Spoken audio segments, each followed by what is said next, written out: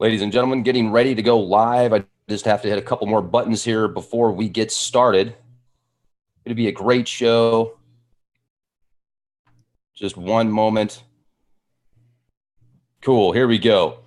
Breakaway civilization calls the shots. Tonight's guest is 25-year FBI investigator John DeSouza, the doppelganger of Fox Mulder, the real X-Man, as well as Jay Campbell, both legends, incredible people. Now, here's the deal, folks. Some of us just know, and those that don't know won't know because they don't want to know.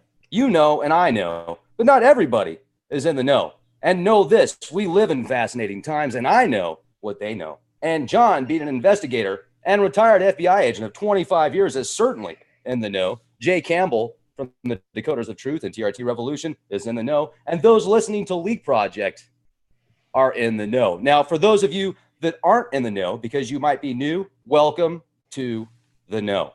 Jay, John, it's an honor to have both of you on the show. How the heck are you?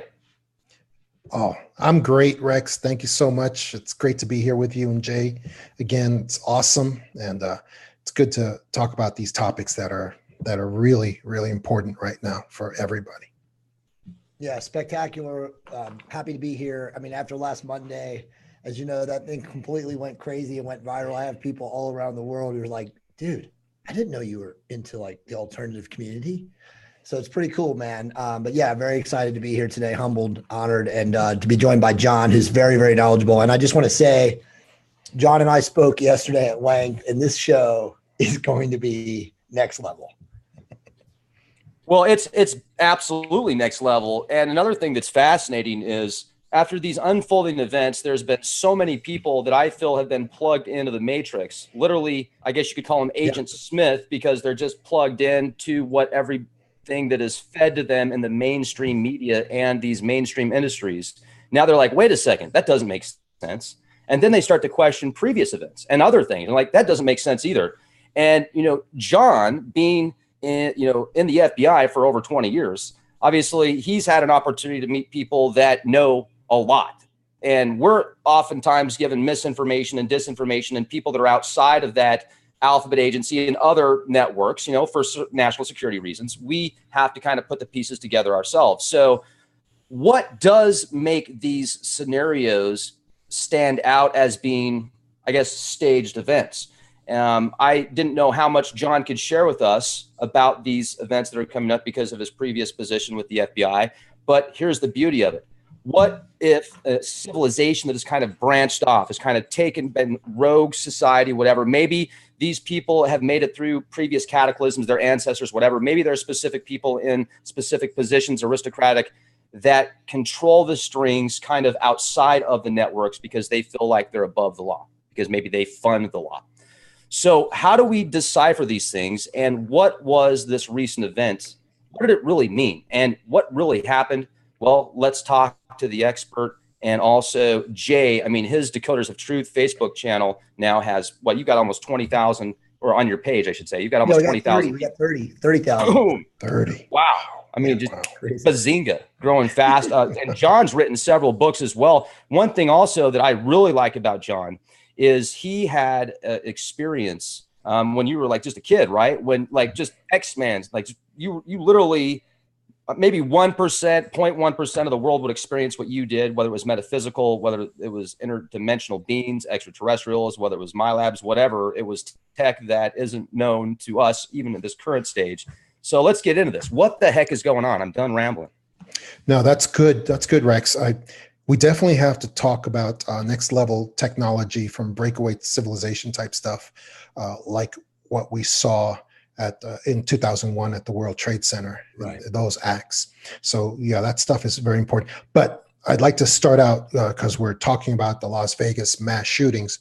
I would like to start out by just making a statement that I have complete empathy and solidarity with the victims, the people who were the victims of the mass shooting, the people who lost loved ones, who went through, who are in an event like that. Even if you're not actually shot, the trauma of that stays with you forever. I've talked to people who have been, I've had to interrogate people, in the past who have been present at mass shootings, even if they didn't get shot themselves, that film stays in their mind forever, for the rest of their lives, because it's such a traumatic event. And I wanted to just say that I have all sympathies and all solidarity with those victims, whoever they may be, whether they were actually shot or not. But that's important to always have in our minds in the alternative community. It's very important to always. And also, I wanted to say I have my deepest admiration for the first responders who run towards danger, who help people, police officers and others who help save lives, who run towards danger instead of away from it.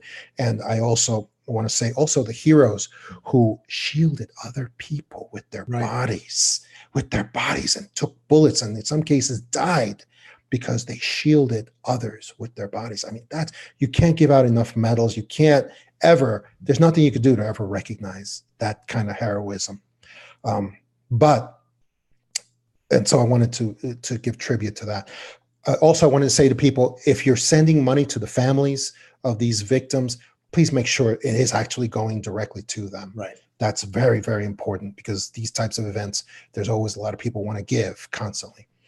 Now, on a different tip, I also want to say my congratulations to these. There's some kind of awakening going on, that's for sure, because I want to give my congratulations to these witnesses that we've seen so many of, that are standing up in front of cameras, in front of microphones, against intimidation, and saying there was more than a single shooter. There were several shooters in this case. I know what I saw. This is what I saw. And they're not letting themselves be intimidated by mainstream media or by anyone. And that's so, so important. And so I want to give my congratulations to those people too, because they're helping to lead us towards the truth of what really happened. And so that was the opening statement I wanted to say. And what I wanted to say today that is truly shocking is it's about 20 questions that I find completely shocking, because they shouldn't exist. They shouldn't exist, and yet they do. And so before I give it over to Jay, I just wanted to say the first of these shocking 20 questions that I have personally that should not exist. They're shocking because they exist. They shouldn't. The first one is, why did the FBI on the second day of this investigation announce that there was no connection to terrorism or to any terrorist groups, when it takes at least 10 days to go through a single computer and do the search strings? And this guy had 2 homes, so there's at least 2 home computers you're talking about, and probably several other devices as well. And it takes at least a week to 10 days to go through that material. And with maybe 2% of the investigation done, the FBI announces that there's no connection to terrorism. And of course, as Jay knows, we're now getting actual evidence, whether it's true or not. There's actually evidence being provided by ISIS that the guy was actually recruited by them. And they're not just saying it, they're showing materials, they're showing evidence, whether it's true or not ultimately, but they're showing something to say this guy was recruited by us. And so that's my first shocking question. Why in the world would the FBI announce no connection to terrorism so early, like on the second day? It's insane. So anyway, Jay. Well, thanks. First off, I want to say I'm honored that you said what you said. As a lot of people on Leak Project know, because I was on last Monday when we didn't have a lot of questions answered and it was still like very, very crazy and nebulous. I found out later that night after I spoke to Rex that one of my good friends' husband was killed. And she was actually one of the people who was shielded from death herself. Her husband shielded her. And so when you said that to me, it resonated extremely, extremely deeply inside my soul. And I'm sweating down my back right now, and I'm in an air conditioned room, unlike Rex. So it was, you're right. I mean, and I think it stands, we have to make the statement that there are a lot of people out there who, as you guys both said, are awakening, and their levels of awareness are different. We all have different levels of awareness, but I want it to be said that, sure, this is some form of a false flag event, a psyop. There's numerous things we can describe this as, but that doesn't mean that real human beings were not killed. And I've seen this, and Rex knows this on his channel. I battled a bunch of people like an idiot on his channel on Monday night. Guys, I know the people that were killed. I know people who carried dead bodies through the streets. I have been told by more than 50 different people who were firsthand accounts who were there. This is not made up. This is wholly real. Now, again, the stories and the narratives are obviously changing. And yes, it is defined as some form of a staged attack designed to change the consciousness of us. And we're going to get to all those things. But I just want it to be said that please stop thinking that this is fake. I see people on Facebook talking about UN crisis actors, talking about no lack of blood, a lack of sirens. I mean, this is nonsense. Okay, please, let's kill this now. Many people were shot. And as of we know right now, 58 people died. Okay, that's it. This is not made up. This is not a conspiracy. This is not some story or staged, with actors being killed and no blood on the ground. This is real. So I wanted to say that. And that's so appropriate, Jay. It's funny, earlier today, or maybe it's yesterday, Rex actually was educating me on that. It's hard. We really can't say false flag anymore because the mainstream media has completely corrupted the meaning of that to mean, oh, if you're saying something is a false flag, you can't say false flag because it means you're saying nothing happened. You're saying nobody was killed. And that's, of course, that's completely false, but they don't care. That was their defense against alternative community and saying and misquoting and missaying that, okay, if you say false, so we really probably shouldn't use that term anymore. And Rex said staged event is probably more appropriate. So that's what I've been using now. Staged event, which staged, all that means is just means an environment that is created, that is artificial, that does not fit in with the real narrative of what happened. So for instance, Lee Harvey Oswald was in a staged event where he was put forward as the patsy. He was thrown a rifle. He was probably told he was part of security for that day because something happened with the president's own security. And so he had to help protect JFK. And then the real shooters, of course, the guys who actually have training, who really they're far away from that staged event and they're actually shooting in. So that's a staged event. It's very easy to understand what it is.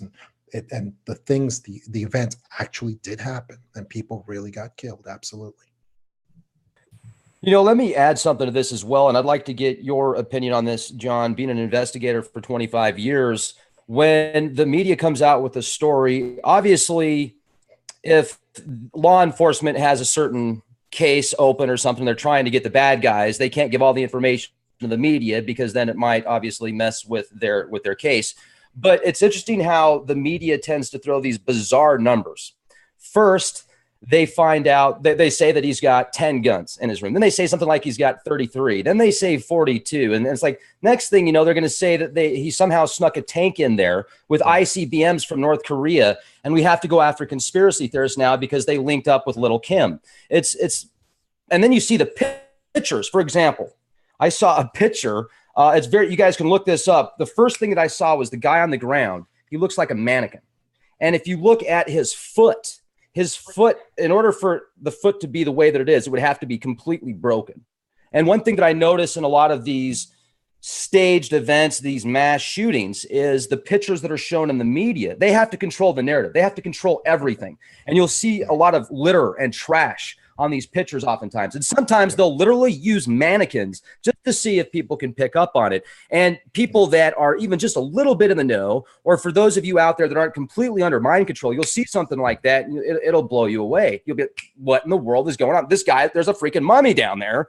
And then they'll come up with a story. Oh, well, they were just using that because they wanted the shooter that was shooting at him. They put the mummy there so the shooter would shoot the mummy and they could find out where he was coming from. Yeah, that's it. That's why they did that. No, you got Johnny Five walking with his hand in his pocket, going like this, and then you've got these two cops behind the car freaking out, and they're not freaking out, but they're kind of dodging.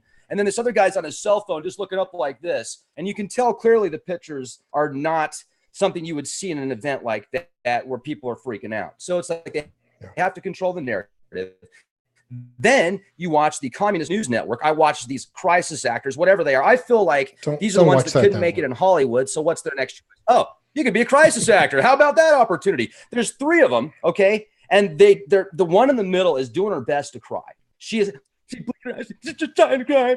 And then okay, so she just lost her mom, supposedly. Her sister's next to her. Her sister's not crying at all. Then her dad's next to her. Her dad is smiling. So he's like happy. And he doesn't cry once the entire time. And I'm thinking to myself, you know, even if I couldn't stand my mom, and I love my mom, she's amazing, but even if I couldn't stand her, I would not be able to do an interview like that and keep a straight face. My eyes would be red, even if I wasn't just crying like a baby. I mean, I wouldn't be able to handle it. Oh, you know, no big deal. Hell yeah. Well, it's nice talking to you. Thanks for interviewing us. You know, that gun control, that's something we really need to look at.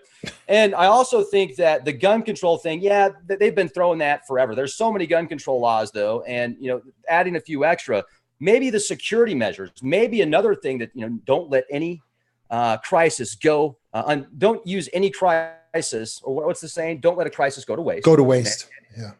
So then you can get these security firms out there putting in all sorts of security setups at you know, stores, gas stations, schools, everything else now. And who profits? But who's behind it? How come the FBI and these agencies and the, you know, the sheriff's departments and the police departments, how come they aren't busting the bad guys? Or are they, and we're just not being told about it? Yeah, it's not what I'm seeing. What I'm seeing here is just incredible questions that just keep coming up. Why has no one addressed the many cell phone videos of shooting from the 4th floor? And the reason I say that is because the sheriff saying, oh, that's not credible, that was a strobe light, is not addressing it. That does not address it. That does not explain how it is that flashing those videos are being done by different people from different angles and showing clearly shooting going on from the 4th floor, or it appears to be from the 4th floor. And there's no, and I'd like to know what kind of a security guard, and he says it's a strobe light. I'd like to know what rookie police officer or even a security guard would, in the middle of a shootout with automatic weapons, would have a strobe light going off so that in order to target himself for the shooters. It doesn't. That does not make sense to me at all. And also, the reason you see those pictures, Rex, of the scene that they released is because in an investigation of this size, you got to release some preliminary stuff when you know that the narrative is going to be questioned, like what they should have done with Osama bin Laden, when they supposedly grabbed Osama bin Laden, killed him, and then supposedly they did DNA matching, but it's just 2 pieces of paper. Why wouldn't they just show you that in a PDF? Just show you, here's the DNA report on the guy we killed. Here's Osama bin Laden's DNA report. These match. They match perfectly. This was the guy, but they didn't show that. Why not? That's the sort of thing. So how is anyone going to actually believe that narrative that happens? So that's why in this case, it's so glaringly obvious that a child knows. They would have to show some CCTV of this shooter carrying some of those 800 pounds of equipment and 800 pounds, or some valet carrying this 800 pounds of equipment, of gun equipment, of ammunition, of all these other stuff. And they're not doing it. They're not showing any of it. Why? Well, John, it's if I can jump in, sorry, and thank you. So yeah, I mean, let's go to the whole Alex Jones narrative, right? Like Alex Jones, and, you know, regardless of your thoughts on Alex Jones, you know, he said the other night, listen, if you go into a casino, and John, you know this, as a registered officer of the law, federal agent, local agent, anyone, and you literally come in packing, you have your sidearm, you have a license for your sidearm, and you put it in your drawers or somewhere in your room, they literally will come to your room when you leave, take your gun, and then leave a message for you downstairs or on your phone when you come back to your room that we have your weapon. We need you to come downstairs and verify. So I'm saying that story. Anyone who's ever traveled in Vegas carrying a licensed firearm knows full well about this kind of stuff. So the reality is they are watching everything at all times in Vegas with every camera known to man, probably recording everything too on closed caption video. They're holding this information back.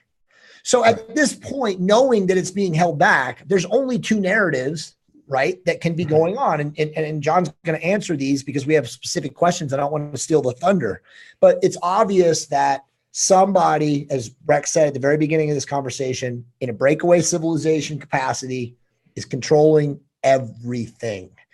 Federal agencies are on a stand down right now. They are not allowed to put out information. We've all seen the articles from the Las Vegas Metro PD. Small, independent news sources have interviewed cops and interviewed sheriffs and interviewed people, and they've gotten sound bites, and they've all kind of intimated that there's multiple shooters and that there's an ongoing investigation, but that they're stymied.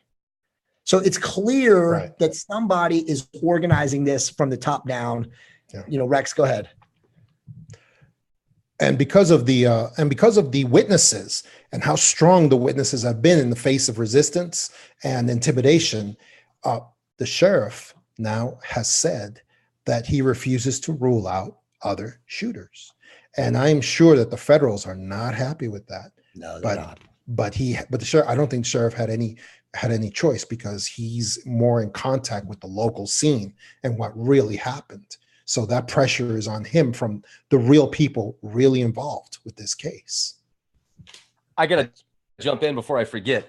This is almost funny, but it's scary at the same time, like the hair is standing up on the back of my neck. There's this one dude that I see oftentimes in the back behind when there's a press conference and people are up there speaking about a certain event that unfolds, whether it's the most recent in Vegas or the Virginia event or what happened in the Orlando shooting, etc.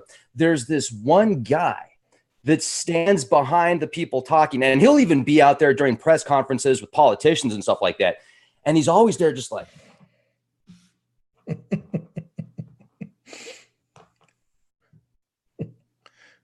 and here's the thing. He doesn't look like Secret Service. He doesn't look like a bodyguard. He looks like a handler. He looks like somebody that just, you better say the right thing, because if you don't say the right thing, then you're going to get electrocuted for 5.5 hours in a cold room. You know what I mean? Or the screen gets cut. Right. It's like you can read his mind, but you can't. He's like putting it. It's like, whoa, dude. I've seen this guy in so many different videos, and it's like the handler behind the scenes. So I wonder with this crew, I want to call it the cleanup crew. This is the cleanup crew, you guys. This crew goes around, and it's like a wag the dog movie. It's a mobile studio that they can go around. Okay, there's that bang. Let's control the narrative. Let's come up with all the problems, all the conspiracies, everything in between. So people are going to be going down all these rabbit holes. Meanwhile, they're like, okay, we're going to profit off of these new detectors. We're going to get new bills. We're going to be able to make these deals with these politicians on the new gun control laws or whatever else they're doing.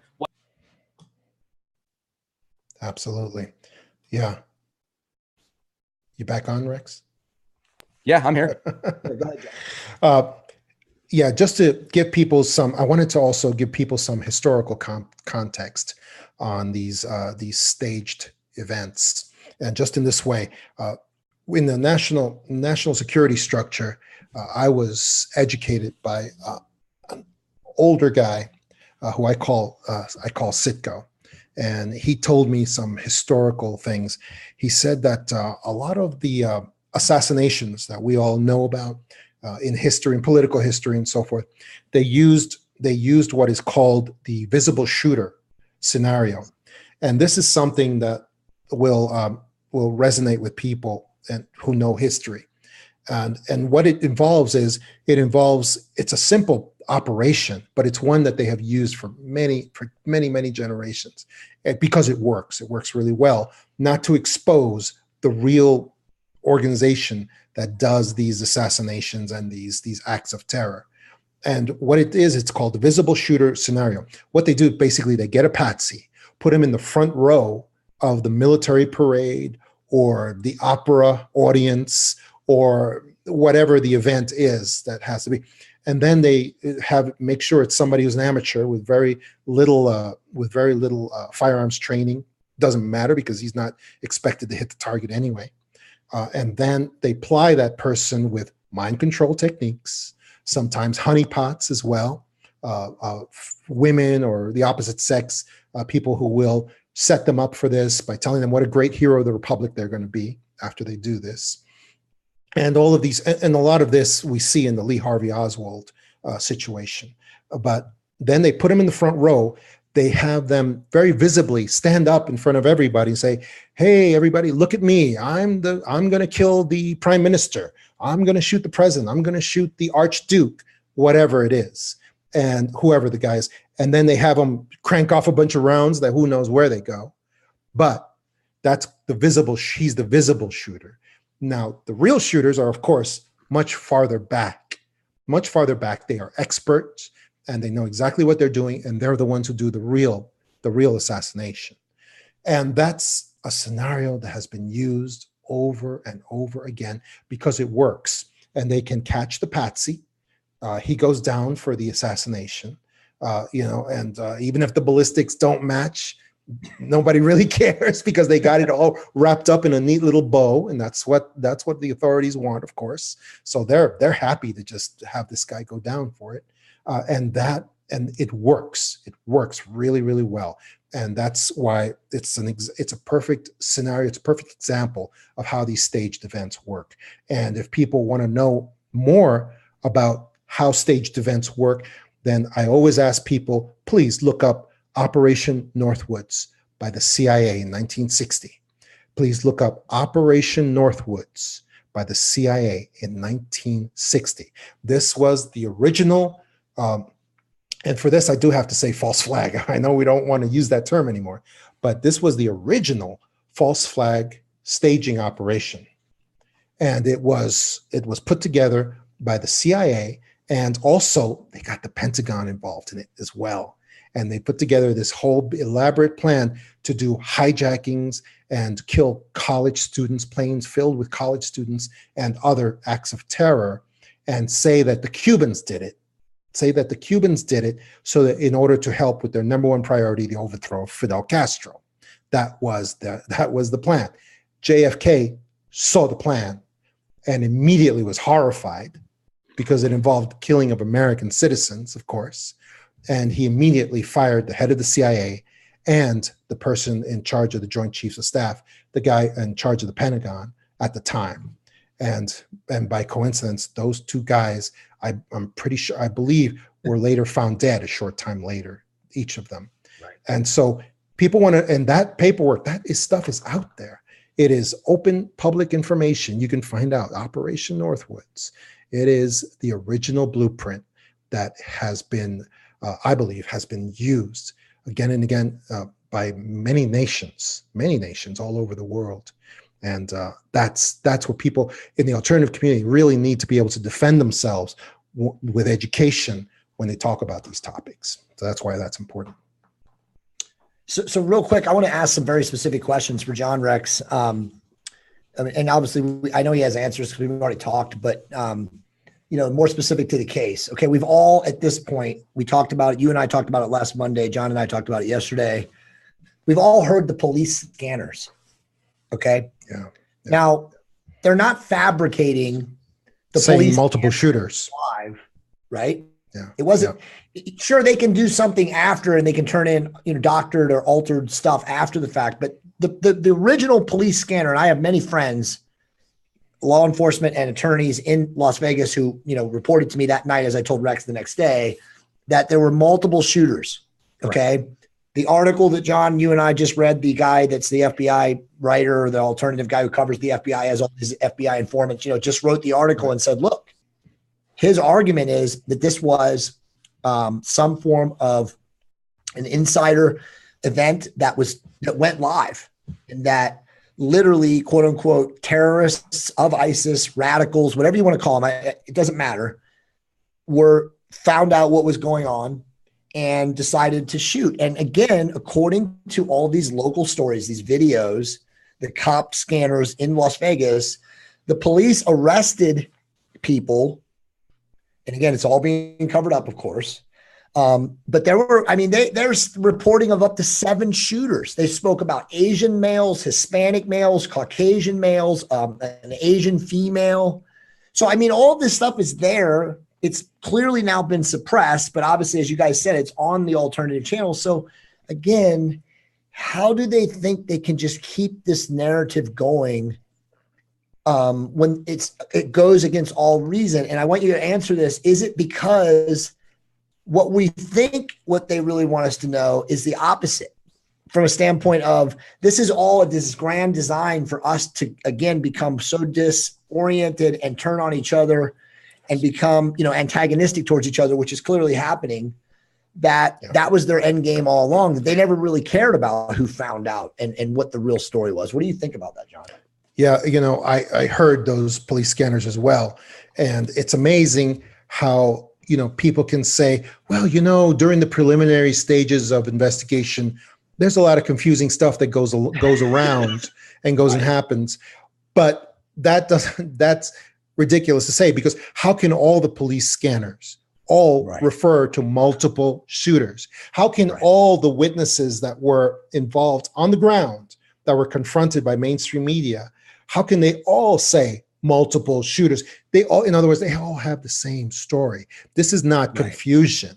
This is not, oh, we're all over the map, we don't know, oh, it's this one, it's that. No, this is a unified story where people all refer to multiple shooters. And so you can't chalk it up to just oh, well, it's just the confusion of the preliminary investigation that goes on. It just doesn't work. And those police scanners, those are out there, the audio. I mean, there's people who sit and record that and will put it up on YouTube. And if it gets taken down, they will put it back up again.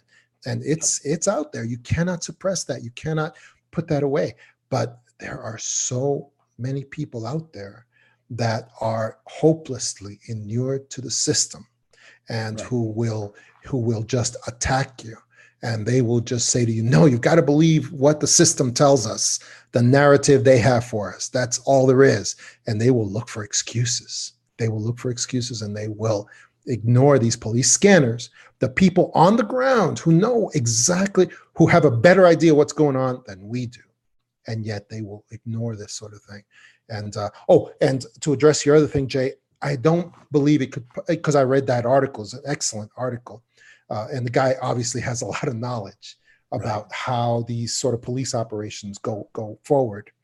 But just from my personal prejudices, from having been in the FBI for so many years, I can tell you that if there were FBI agents involved in some kind of gun running thing that went wrong, you just couldn't cover that up, because FBI agents just have there's an element of, I don't know how to put it, like sort of like a straight lace kind of attitude in the FBI. It's not like CIA people. So it would be a different agency in your opinion. Yeah, it would have to be, because if anybody from the FBI was involved, they would rat these guys out. Somebody would talk. But isn't that what happened with Comey? I mean, Rex, you have to say on this, but that's what happened with Comey, and he had so much power still in the Clinton, foundation, administration, all that stuff, that he still was able to escape indictment. Yeah, I don't know. So I don't know how we can trust any federal agency. That's my opinion. Oh, I agree. I agree with that. What I'm saying is that just the nature of how FBI guys are, I don't see them keeping this secret. If this really was some kind of gun running operation that went wrong and people started shooting, that would just get out. That would get out. If that's how I see it. That's what I agree with you. Rex, what do you think really happened? Well, that's a great question. I don't know if I can answer that. That's highly classified. No, I'm joking. There's so many things to speculate. Here's what I thought originally when I saw that. I thought that there was some type of operation that went rogue, something went wrong, and they had to use that as a story to cover something up. But the story about the FBI getting caught in a gun moving situation, pushing guns and stuff like that. Could it be? Yeah, I mean, it could be. But I don't see that either. I think that was actually thrown out there to kind of bring another rabbit hole of conspiracy to take away from, the scent from what's really going on. Because if you think about how everything was so close to proximity when it went down, it seemed like the cleanup crew was already there. Yeah. It seemed like whatever happened, it was already put in place by something. If you look at the security in a at a hotel. Now I've gotten so much info, disinformation, so I can't present it to the table as even close to fact. A lot of it I don't even want to present as theory. But what if this guy was actually set up? What if this guy was blackmailed? What if this guy was actually, whoever, whatever, whether it's a breakaway civilization, a terrorist from, an ISIS organization, whatever, some shadow faction. What if that person said, look, if you don't do what I tell you to do, I'm going to kill your family or something like that. So he's trying to shoot away from the crowd and trying not to kill anybody, but then maybe they had specific people in line to actually do the job so that he could be used as the patsy. And even the level 4 footage, I definitely don't see that as a strobe light, because if it was a strobe light, it would be consistent. It wouldn't just go and it wouldn't go with the sound of the bullets. It might be a reflection off of somewhere else. But then if you look at how do those windows open normally? I mean, how do those windows open on the 4th floor? Or would they have to be broken out? And then how come, if they were broken out, then how come we don't see the pictures of them broken out?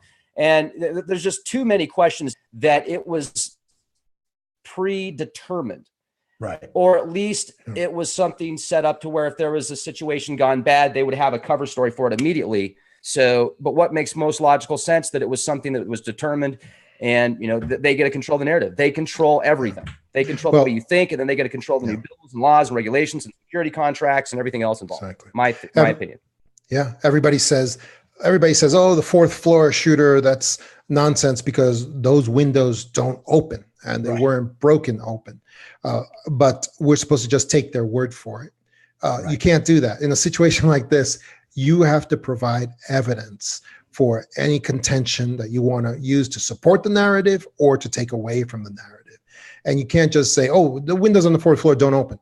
Because if a person does, if an organization does a careful amount of staging, they could do a lot of preparations. They could do a lot of things to change even the structure of the building, the windows, whatever is going on there.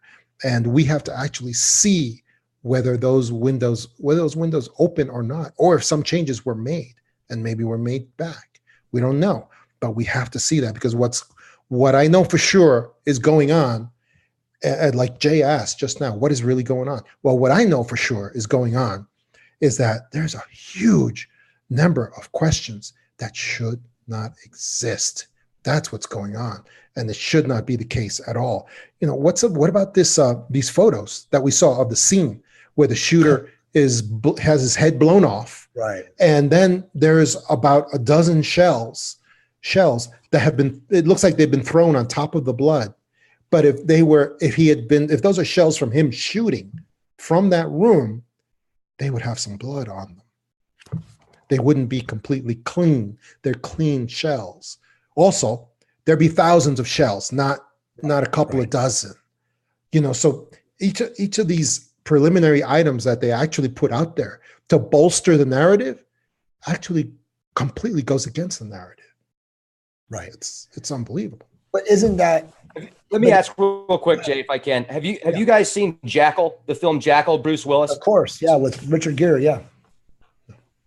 Okay, so I never saw it. That would be the only way, in my opinion, or at least that scene where he sets up basically a computer system that's remote controlled in a car where this gun's hooked up to it. One person to do what was supposedly done, he would have to have some type of like mind-boggling tech, be very ingenious. And when you bring up the ISIS possibility, a question that one of the people are asking from the audience, John, is I asked him a few minutes ago if there are some questions, please shout out. And he said, and this is from Daniel, great question, Daniel. ISIS claiming responsibility, would that allow the FBI to take national security control? And if that's correct, could you please elaborate? Thank you. Yeah, absolutely. Under presidential national security directives, if there's a judgment made of that this was a terrorist action, associated terrorist groups, especially that are on the national security list, like ISIS, then yeah, FBI would take immediate control over the investigation, everything further going on with it. Now, of course, the locals would still be a part of that investigation, but yeah, FBI would take over control of the investigation as it goes. But apparently, they don't want that because they, like I said, that second day of the investigation, they made that finding of no terrorism involved, which I found so bewildering, because I'm pretty sure that because this was the guy in charge of the FBI who made that pronouncement. I'm pretty sure that the attorney general didn't order him to do that. I'm pretty sure the president didn't order him to do that. So I'm wondering, where did it come from? Why? What's the reason for that immediate finding? Was it, like Jay said, is it from somewhere above the president? Is that where the order came from? Because that's bizarre. That is absolutely bizarre, especially now that there are articles out there, which you will not see on mainstream, that where ISIS is actually showing right. some evidence right. that the guy was recruited and trained by ISIS. It's out there.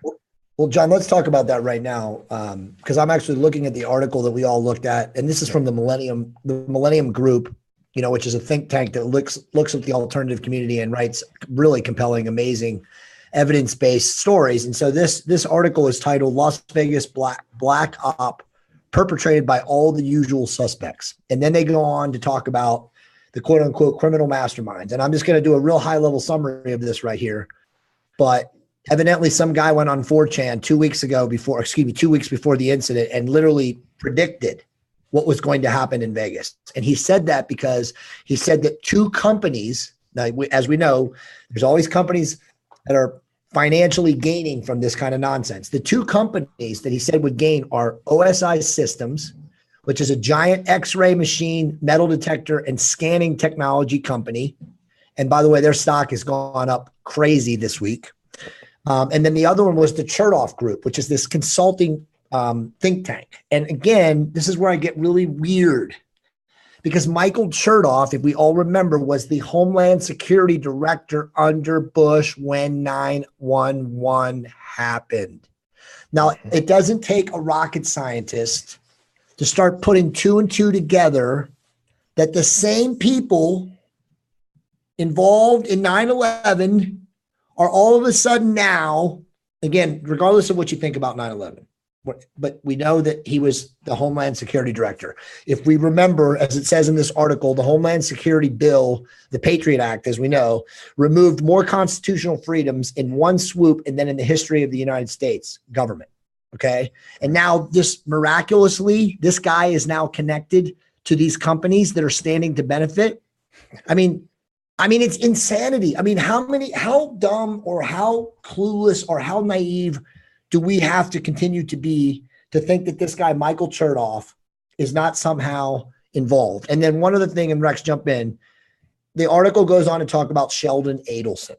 Now, here's the guy with a motive. Sheldon Adelson is the owner of the Mandalay Bay. He's the wealthiest guy in Las Vegas. He's worth more money than Steve Wynn. He literally gave Trump $5 million this year on the day that Trump took office. It was the largest private donor contribution to a U.S. standing president in history. Okay. So you talk about a guy who could suppress all of the video footage of the hotel, the owner, who would also be somewhat or complicit or potentially involved in this. And again, this article, if you guys want to see this, I'll post this on Rex's page right now so people can read this.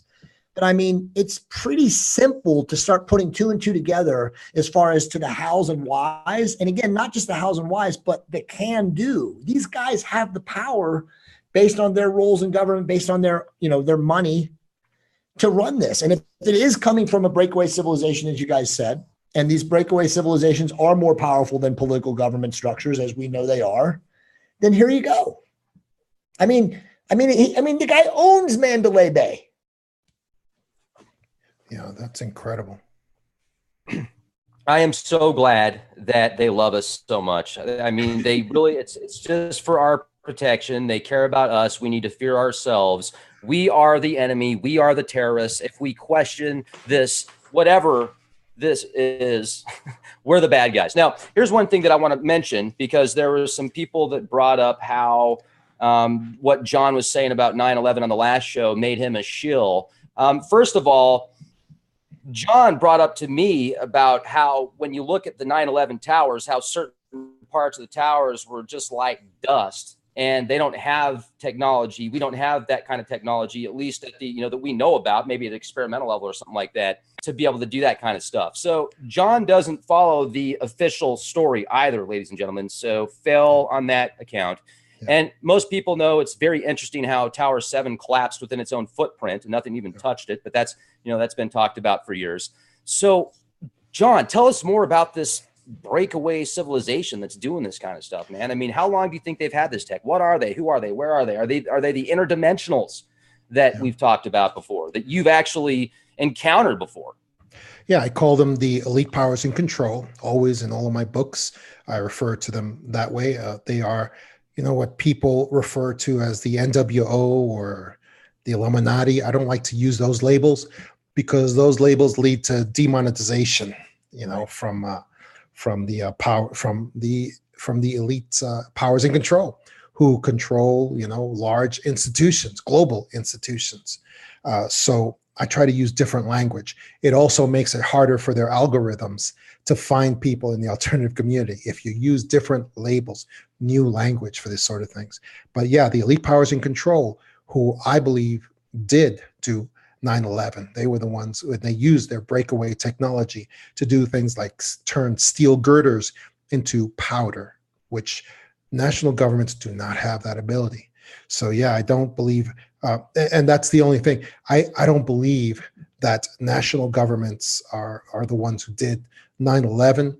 I don't believe that they're the ones who do staged events. If we finally conclude that a lot of these staged events are done, you know, they're done from the level of the elite powers in control, who actually are the ones who benefit.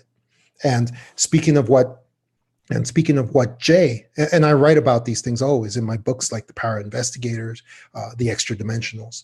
So I explain more fully who the elite powers in control are, how they function, where they are, and why they do things the way that they do. There's reasons why they do things exactly. There's reasons why they use the same scripts over and over again, and they don't deviate from these scripts. It's amazing.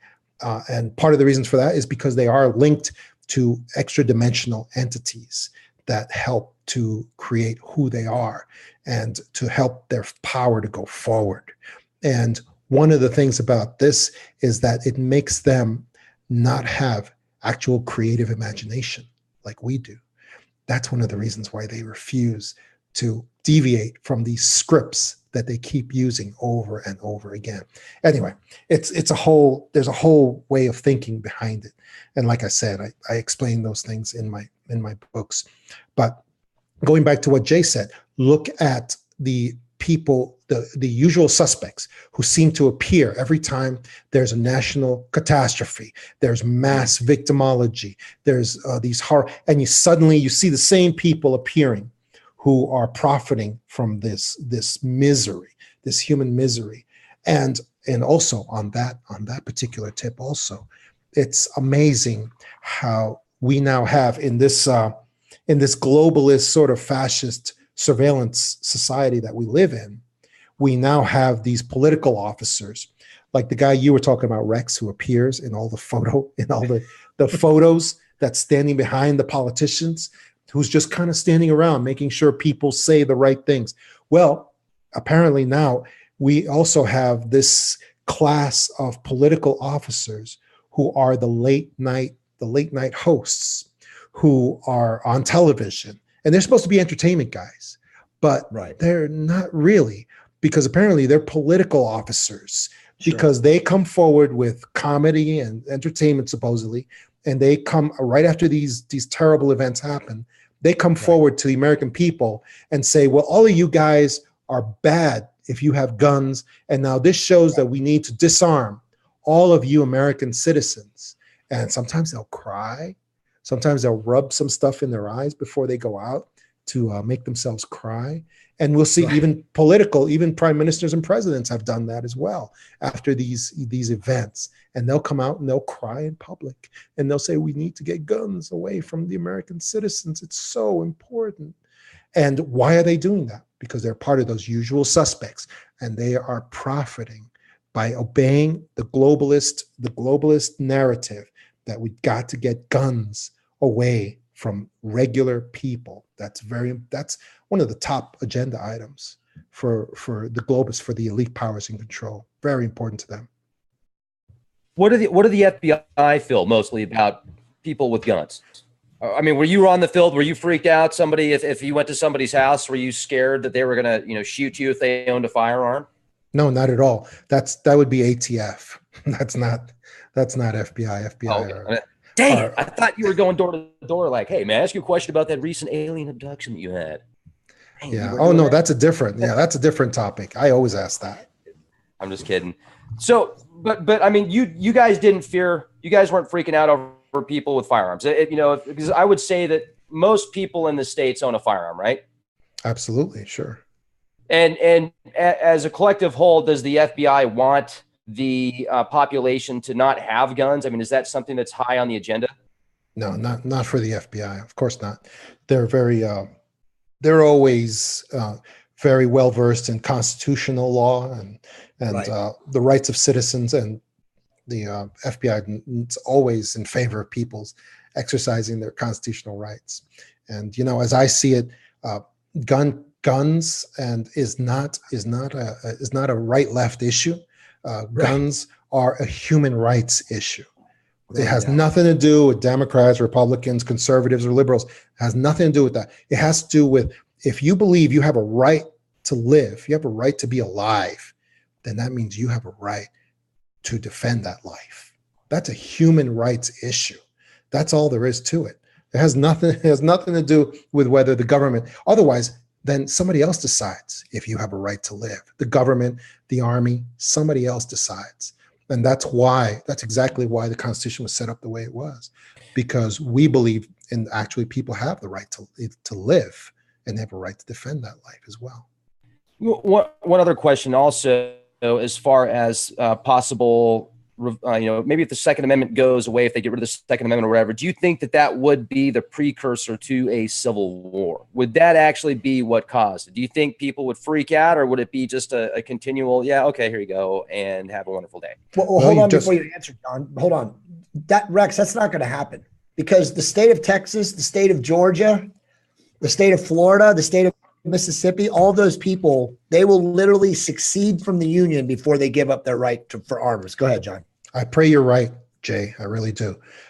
Because all you got to do is look at history and look at every single time in history that there's been a gun registration movement or a disarmament of civil populations. It has always been a prelude to genocide, especially in the 20th century. This is not secret, folks. This is just open source history. You just look at it. It's there. Hitler did it. Mao did it. Stalin did it. All the dictators have done that. Not just them, not just the well-known ones. All the dictators have always done gun registration and then collection of the guns and then mass murder of their own people. That's just common sense. This is not a secret. It's out there. So yeah, we need to always defend ourselves against these political operatives who are out there. After every time there's this terrible victimization, a mass shooting, we need to respond the way that Israel has always responded to these mass shootings. Instead of people talking about gun control in Israel, they actually respond by arming more citizens, arming their teachers, requiring mandates that if you're going to be a teacher at a school, you have to have your firearm somewhere close. Because why? Because there was a school shooting in Israel. Right. And so their response is not timid, not to take away, not to cooperate with the globalist agenda. It is to arm more of their citizens and explain to them that that's their obligation and their responsibility. That's the way it has to be. Well said. Let's analyze this a little bit further, though. So think about this, right? Trump won, but let's say that Trump doesn't win. Miracle doesn't happen and Hillary wins. What would be happening right now in the United States? We all know that they would be pushing all of the, immigrants from all the different places of the world, just like they've done to Europe, just what's happened in France, what's happened in Germany, what's happened all over in Italy. I mean, in Italy too, but in the European Union. And then it would be the same thing, have so many people being pushed into this country that you would cause disharmony and discord and a lack of national feelings and all this stuff. And you would have all the people that, the quote unquote right to bear arms people would be like, okay, this is it. So I think all of us looking at this now, Trump won. So the deep state, the globalists, the NWO, the Illuminati, whatever you want to call them, now their deal is, okay, we have to create, we still have a long-term goal of civil war. We still want to fracture, the populace. The divide and conquer mentality is now at an all-time fever pitch.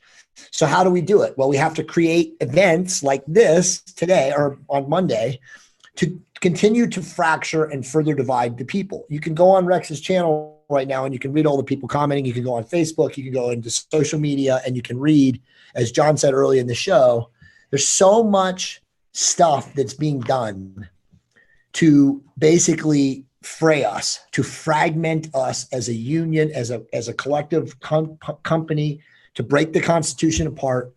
Because clearly, to me, that's the end game. Rex, you said it. It's civil war. And they were, it was going to be done much more or much less like out in the open if Hillary wins. But now that Hillary didn't win and Trump's there, they got to do a lot of stuff now. There's a lot of crazy stuff that's got to happen. And probably, unfortunately, I hate saying this, probably going to be more loss of life. And I hate saying that, and I don't wish that on anybody. But you can clearly see that whoever is behind this, their agenda has just taken up a notch, if not 2 or 3 notches. Yeah. Jay, let me just amplify what you just said, because I have good news for people and I have bad news as well, which is that if we're not concluding yet that this is a staged event, we're just saying there's an awful lot of clues. There's an awful lot of questions. There's an awful lot of breadcrumbs that lead towards another conclusion other than the official narrative. And those things have to be addressed. But I have never seen a narrative fall apart like this. Right. Like I have never seen a narrative fall apart so fast, so quickly, and partially because of the awakening that's going on with people. Like I said, all those witnesses on the ground that have said, absolutely not. There is no way that there is a single shooter on this event. We were there and we are not going to be backed up from our statements. That is absolutely what happened. And so I have never seen a narrative. And in Sandy Hook, they actually got a guy who was apparently an operator that was in the woods, and they handcuffed him and detained him. And he was in camouflage, and they had him there. And of course, they got that phone call that said, let him go. Let him go, and don't keep any of his information. And he was not a part of this. And the sheriff let him go and didn't keep any of his information. So, I mean, so the Sandy Hook thing that really fell apart really fast. But this event, the narrative has fallen apart even faster. I mean, it's falling apart right away. So that's the good news. The good news is that people have awakened to such a degree that they are not just blindly following the narrative that is given out by the authorities in this case. But the bad news is that we may have another event like this happening because this one just didn't work. It's just not working. It's not working. And so, like I said, the elite powers in control are very limited in their creative imagination. They only accept the same scripts over and over again. All they can do is up the intensity.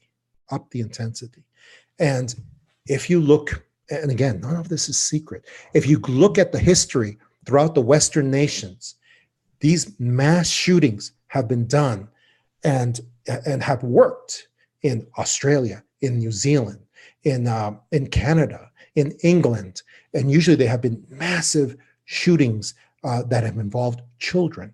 And right after that, legislation pushed through to disarm the population. And it's worked. It's worked all over the world, as a matter of fact. These are not secrets. Anybody can look this up. Look up when New Zealand disarmed their population. Look up when Canada did the same. Look up when Australia did the same. It was as a result of these mass shootings that usually involve children, massive, that was an emotional response in their Senate, their Congress, their parliament that took away guns from the populace. And this one isn't working. So we may be looking at another one very soon, unfortunately. Let me jump in on that note as well, if I can, because when you talk about the control script, what's been used for decades, for centuries, I would bet that it's because, once again, like we talked about, the powers that be actually are, like you said, connected to this interstellar, interdimensional being, whether you want to call it a demon, whether you want to call it an alien, whether you want to call it an interdimensional, you can call it what you want, potato, potato. Maybe it's just a part of we come in peace and suck your brains for lunch. Well, I would say that it's because they don't have the creative flow. They don't have that, like you said, they don't have that creation that we do, that creative intelligence of imagination. So they're like, okay, we have to stick with the script. We have to follow these lines. We have to follow the numbers where we flow, man. We have that opportunity, and that's what they want. So my question is, with that being said, do you think that they could be the Anunnaki? Are the interdimensionals that are controlling the stage, could they be literally the Anunnaki that we're talking about in the Sumerian tablets and ancient Mesopotamia? I believe. Go ahead, Jay. I just want to say one thing, Rex. This is crazy that you just asked this question, because I've been writing really deep, like I said, fasting. So I've been really connected to spirit recently. Something led me to watch the video that you did with Robert Stanley in March of this year. And that guy, that video, I don't know if you even remember it because you do so many interviews and podcasts, but he was so dialed in talking about exactly what you just asked the question on, and exactly what is happening right now with the consciousness of our society. So go ahead, John. Go ahead and answer that question. Oh, yes. I believe that the elite powers in control are actually linked psychically, energetically. They are linked to malevolent alien entities and again, aliens are not just one single group, but there are alien malevolent entities that seek the destruction of human beings. And they are linked energetically to the elite powers in control.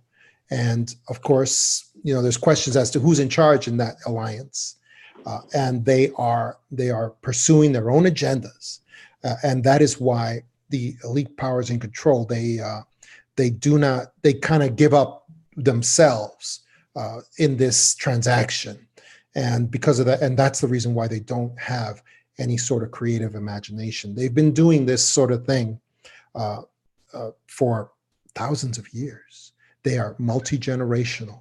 And so that is why they never give the approval for new scripts to be used. That's why they're still doing the same things that were done, back when the pyramids were being built, and they won't deviate from that. And that's why, and that came to me recently when I saw somebody writing on one of my shows. They said, it doesn't make sense. Why do these stage events just keep on looking exactly like one another, and they don't do something different? And that's the reason why. It's because they can't, because they just don't have that ability. Their minions do have creative imagination. The people they have in national organizations, places, like the CIA, places like that, they have creative, but their suggestions are not taken. Their suggestions are never accepted, because these guys have been doing this for millennium, and they always believe they know best. That's why we see the same things happening over and over again. Let me jump in real quick on this note. I know somebody that I'm very close to, and I've known for years, and this person has had some of the most fascinating and frightening abduction experiences. That's something out of a science fiction novel, whatever. But not only has she had the experiences, her kids have, her mom has, her sister has, her grandma, her grandpa, and her bloodline and everything else. It's connected to certain bloodlines that I'm not going to say on the air.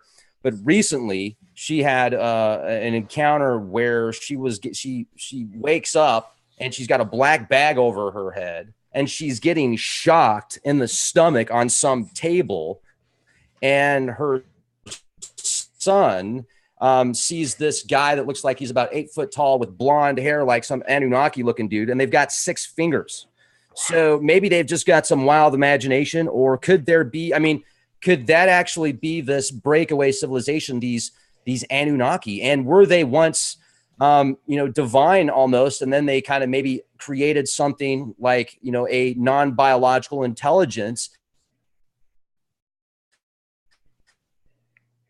that ended up being so controlling that it kind of took over their mind, and since then has created this more of a dualistic system where you've got such amazing things on one side. You read about these ancient deities and these gods and how incredible some of them are, sacrifices and just horrible things. So is it like this? Is it a combination? And are they using us as the feeding source? Are they feeding off of us? And why would they be doing that kind of stuff? I mean, I've been told stories about one time she woke up metallic and just bizarre experiences her whole life. Helicopters flying over her and her family, extremely low, airplanes, small airplanes in the middle of town, literally following them around. And then the airplane would turn around where you could actually see the pilot. Just stuff out of we're talking Childhood's End meets X-Men meets Fringe. Wow. Yeah. And let me show, this is my book, The Extra Dimensionals. In it, I have many interviews, and I have interviews with a young lady, Martha X, who went through very similar experiences to the young lady that you just talked about, Rex. And she went through those experiences voluntarily, if you can believe that. And a lot of these experiences with extra dimensionals, Anunnaki, whatever, Nordics, whatever you want to call them, a lot of these experiences, actually almost all of those experiences, when I interview these people, when I talk to them, there's an element of voluntariness at some point. And they usually don't want to tell you about that. They want to tell you that this was all against their will and they never wanted this sort of, but usually somewhere along the way, if you keep drilling down on them, they did something to reach out. Like this young lady, Martha X, that I speak to in my book, The Extra Dimensionals. She did something. She did an outreach program to reach out to alien visitors. And the ones that she got were very different from the ones that she thought she was in contact with. So yeah, this sort of thing happens a lot. And it's amazing how much more it's happening recently. So yeah, I see it happen constantly. And people continue to have these experiences with alien visitors, and it's terrible when it's the malevolent ones. I think well said, John. I think at this point, all three of us are extremely learned and versed and read numerous books. Rex has pretty much interviewed every single esoteric and ancient text person on the planet. He's very familiar with the Nag Hammadi. My opinion now at this point is that these beings, these representations, these, imagination, figments of people's imaginations, they're all the same thing. Okay. They appear in different names, in different cultures. They can become the Anunnaki. They can become the Chitauri, all of these different names, moving around in different cultures and whatnot. And of course, I also agree with both of you guys that there are different, interdimensional aliens, whatever. But I think if we're looking at the Earth as truly a simulation, we are in a matrix and we're in the third dimension, and that, whatever is outside the real Earth, the real solar system is the fourth or fifth. And this is like a simulated reality. You have to believe, and again, I'm kind of leaning on Stanley, and I've also read another guy by the name of John Piniella, also known as John the Gnostic, recently. And it's, again, all a very thorough analysis of the Gnostic teachings. They believe that this simulated reality of this planet right now is controlled by the archons, okay? And The Archons could be anything. They could be the Anunnaki. They could be, demonic, reptilian, shape-shifting beings, whatever they are. It's just goes back to what you were saying, Rex. They're feeding off of the negativity. They feed off of fear. They feed off of paranoia, right? In life, there's only two types of behavior. There's love, service to others, and then there's fear, which is usually, ego and service to self.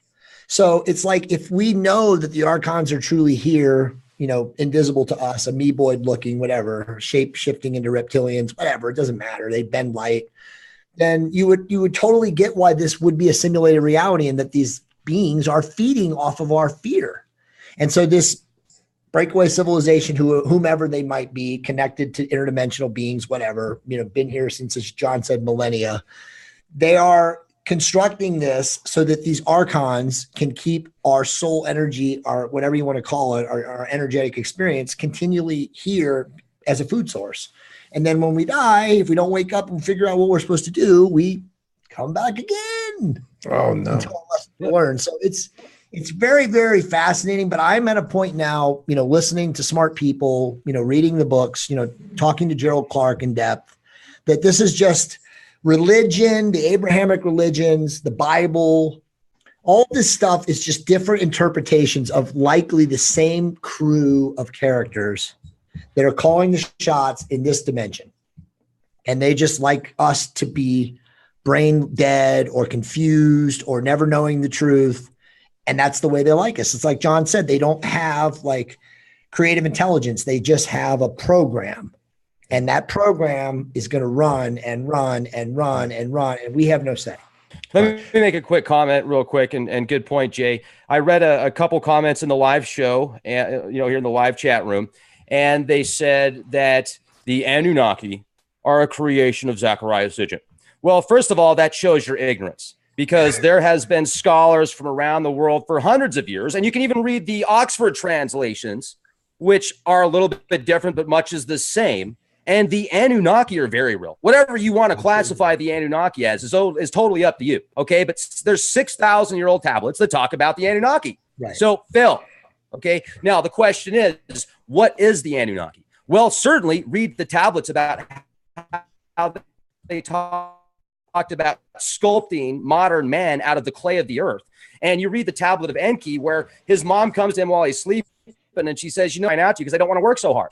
And look at what we're doing right now, folks. Right. We're creating androids. We're creating artificial intelligence. We're creating non-biological intelligences. And these things can operate so fast and do so much. And with the mediums that they have, they're going to put you into the, obsolation. You're going to be obsolete. I just had a harp on from Alaska. They just got me. So you need to kind of realize, when you start making these claims about how one person made up an entire race of people, well, maybe go back and do a little bit more research, okay? The question is, what is the Anunnaki? Well, if the Anunnaki created us in our current form, if Enki or this title or these people created man in its current form, even the Elohim, they're a race of beings or angels or gods, whatever you want to call them. They created us in our current form. We are the slaves to them. Why are we the slaves to the gods? Well, what are we doing right now? We are creating slaves for us, where you've got these intelligences to be created. It's like this cyclical thing that I see here. And let me go a little bit further with this. And I want to talk to you about this, John. I think this is really important, because you've had a lot of interviews that you've done with many people that have had these encounters. Now, you say that you don't think ETs exist on other planets necessarily. Like me and you being on Mars, or people like us being on Mars. You don't believe that, right? Not biologically. You're right. Okay. So maybe it's because this singularity that has been created, these NBIs that have been created, became so powerful that they literally wiped out entire galaxies. Like, because if you want to believe any of the satellite data that shows all these what looks like ancient structures on the moon and on Mars and on different planets, and then you've got Iapetus and Mimas and Phobos and all these bizarre moons, it seems to me like Star Wars might have some actual, I don't want to say truth, but there might be some parallels of some of the Star Wars movies, ancient civilizations, etc. Could this non-biological intelligence have actually taken over everything? And that's why there aren't biological beings, that at least that we know about, in the modern universe. And if you could, get into detail on that. Absolutely. I based on the research that I did for my book, The Extra Dimensionals, I believe that all alien visitors that are visiting the Earth are coming from other dimensions. They are not coming from our physical space. They are not coming from the next galaxy over or the next cosmos in our physical reality. They are coming from other places. And yet the Earth is constantly filled with them. The Earth is a way station. It is the planet of 1,000 galaxies, because we constantly have alien visitors coming here. Some of them possibly become physical. Possibly they do for a period of time. But for some reason, they have trouble holding that materiality, that physicality. Something they did, and it could be what you said, Rex. They could have done something themselves because in the past, they were able to be here at the time of the Anunnaki, the stuff that Zecharia Sitchin taught us about. There were times in the past when they were able to be here physically. Amongst us, right? Yes, walking amongst us. But something changed, man, and maybe it was something they did. Something they did precluded them from being here physically, which is why the phenomenon today is more like what Jacques Vallée said, more spiritistic in nature, where UFOs kind of peak and disappear and come and appear and disappear, and alien visitors also appear kind of like they're kind of like ghosts that just appear here, material for just a little while and then go back to where they are. And so that's why it appears that sort of thing appears that way. And we don't know the reason behind it, but we see the results. The results are that they're not here physically, permanently, like they used to be. So I don't believe that they are in our physical universe. I believe they're coming from other places all the time. So that's pretty fascinating, Rex. What if Stanley's right? Because Stanley says that the Anunnaki unleashed the Archons into this reality. So what if the Archons are so powerful, feeding off of emotion, that even the Anunnaki physically don't want to be here, because they'll do the same thing to them? And again, Stanley talks about this. He talks about, Lucifer, aka Enki, aka Michael, aka all these other names, Jupiter, Zeus, Poseidon, whatever. They, and then switching back, and Leo, Enki, switching roles, blah, blah, blah, good and evil, the duality of polarity. What if these Archons are so powerful that they're not here in their physical form because they don't want to suffer like humans suffer under the Archons? And again, this, you're a very big student of the Gnostics and the Nag Hammadi, and they do talk about Yaldabaoth, and they talk about this powerful, central figure, and how he enslaved almost all physical beings in this realm.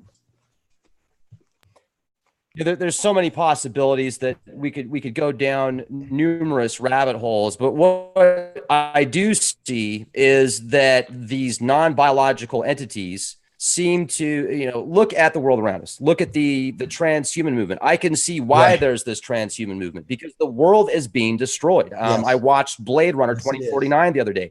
Incredible. I mean, one of the best movies I've ever seen. Literally, the hair was standing up on the back of my neck and on my arms for like 20 minutes after I left the film. It was that good. It's really that good? Oh, it was incredible. Loved it. I want to watch it again. Or was it the predictive programming aspect of it that really shocked you? Was it that? I will do what you say. Yes, Blade Runner is good. Sign up today. No, here's what I loved about it, John, is it showed the geoengineering. It showed where the planet could be in 40 years with this terraforming, with these giant corporations, with the continual sucking up of the Earth's planet and resources. Look what we've done to the planet in 200 years. Every single day, thousands of species become extinct because of what we're doing to the planet. Maybe not necessarily us, but these megacorps. So in like 50 years, there's these mega corporations, mega cities. You've got the artificial intelligence, and it also leaves you asking the question, what is the soul?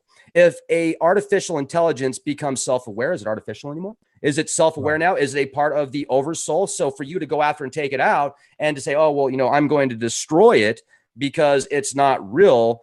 Well, isn't that kind of what happened to us? We became self-aware. We were created.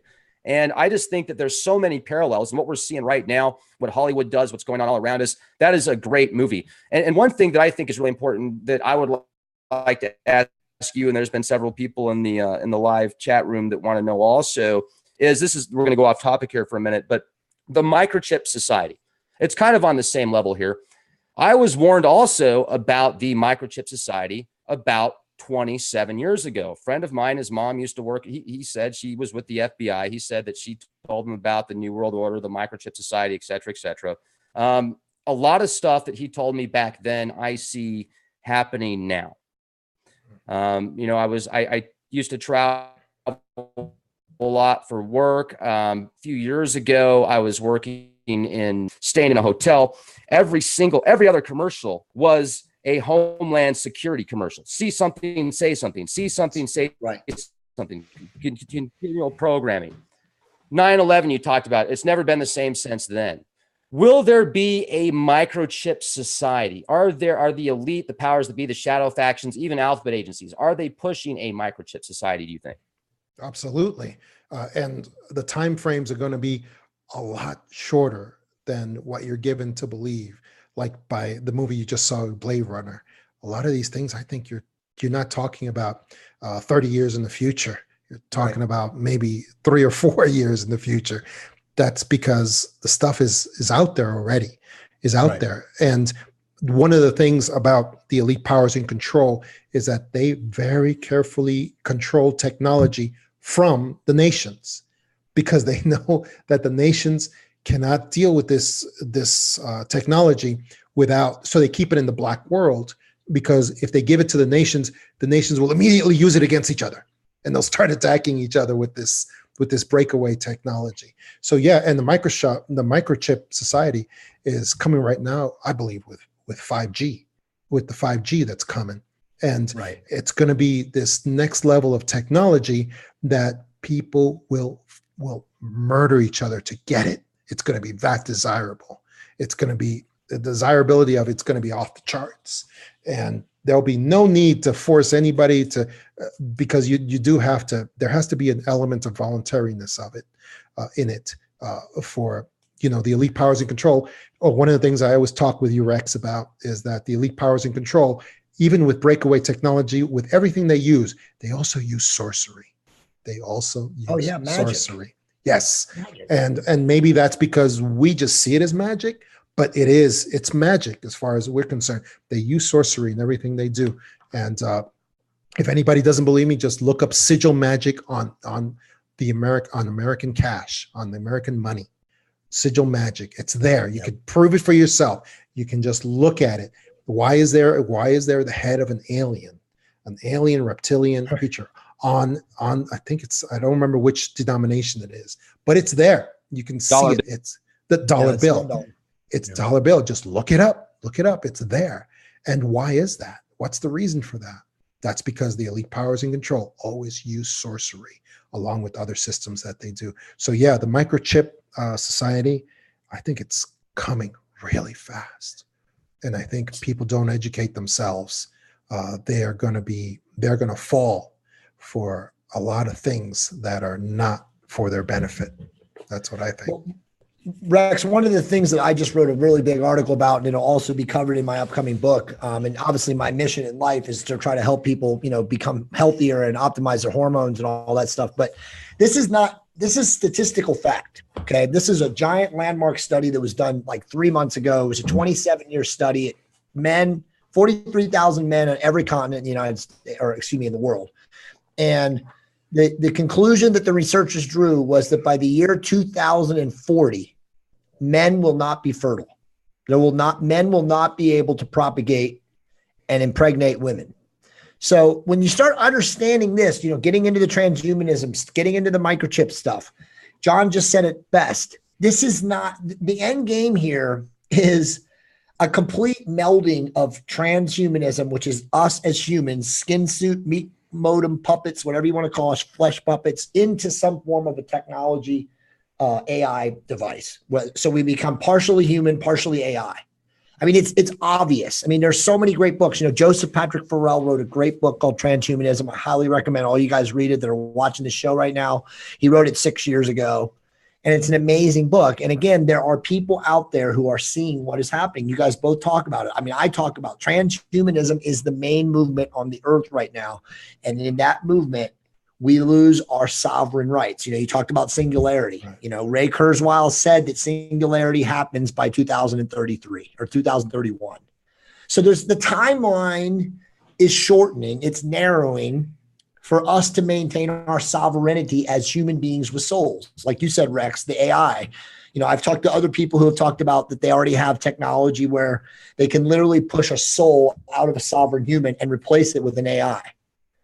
So like you said, at what point do we lose our ability to even determine if we're talking or dealing with a human that's truly with a soul? And what if, and I'm speculating here, but what if the people that shoot humans innocently in these type of events, these staged events, are actually AI who don't have a soul, they don't have a conscience, who can walk up to a child and blow their head off? Yeah. I mean, it's a lot of crazy realities. Yeah. The mind control aspect, I think, achieves the same result that you're talking about, Jay. There's that mind control that is involved with a lot of these events. And I think that, again, has some sort of elements of sorcery to it as well. And so that's something that it's amazing. But also, Jay, I wanted to ask about, I read something, I think you sent it to me, about the possible sacrifice and pyramids that were involved with the mass shooting in Vegas. There were some pyramids nearby.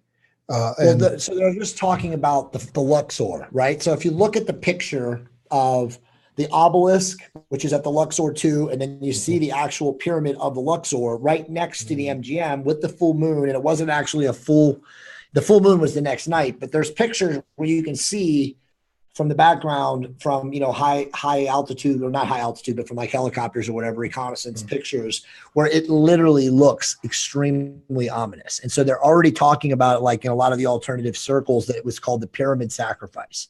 And again, if you also look at the pictures from where the concert was in 91, Route 91, and you look down, you can see that all of these people were literally in between the pyramid, which is the Luxor, the hotel, hemmed in, and then there's the obelisk, which is at the front.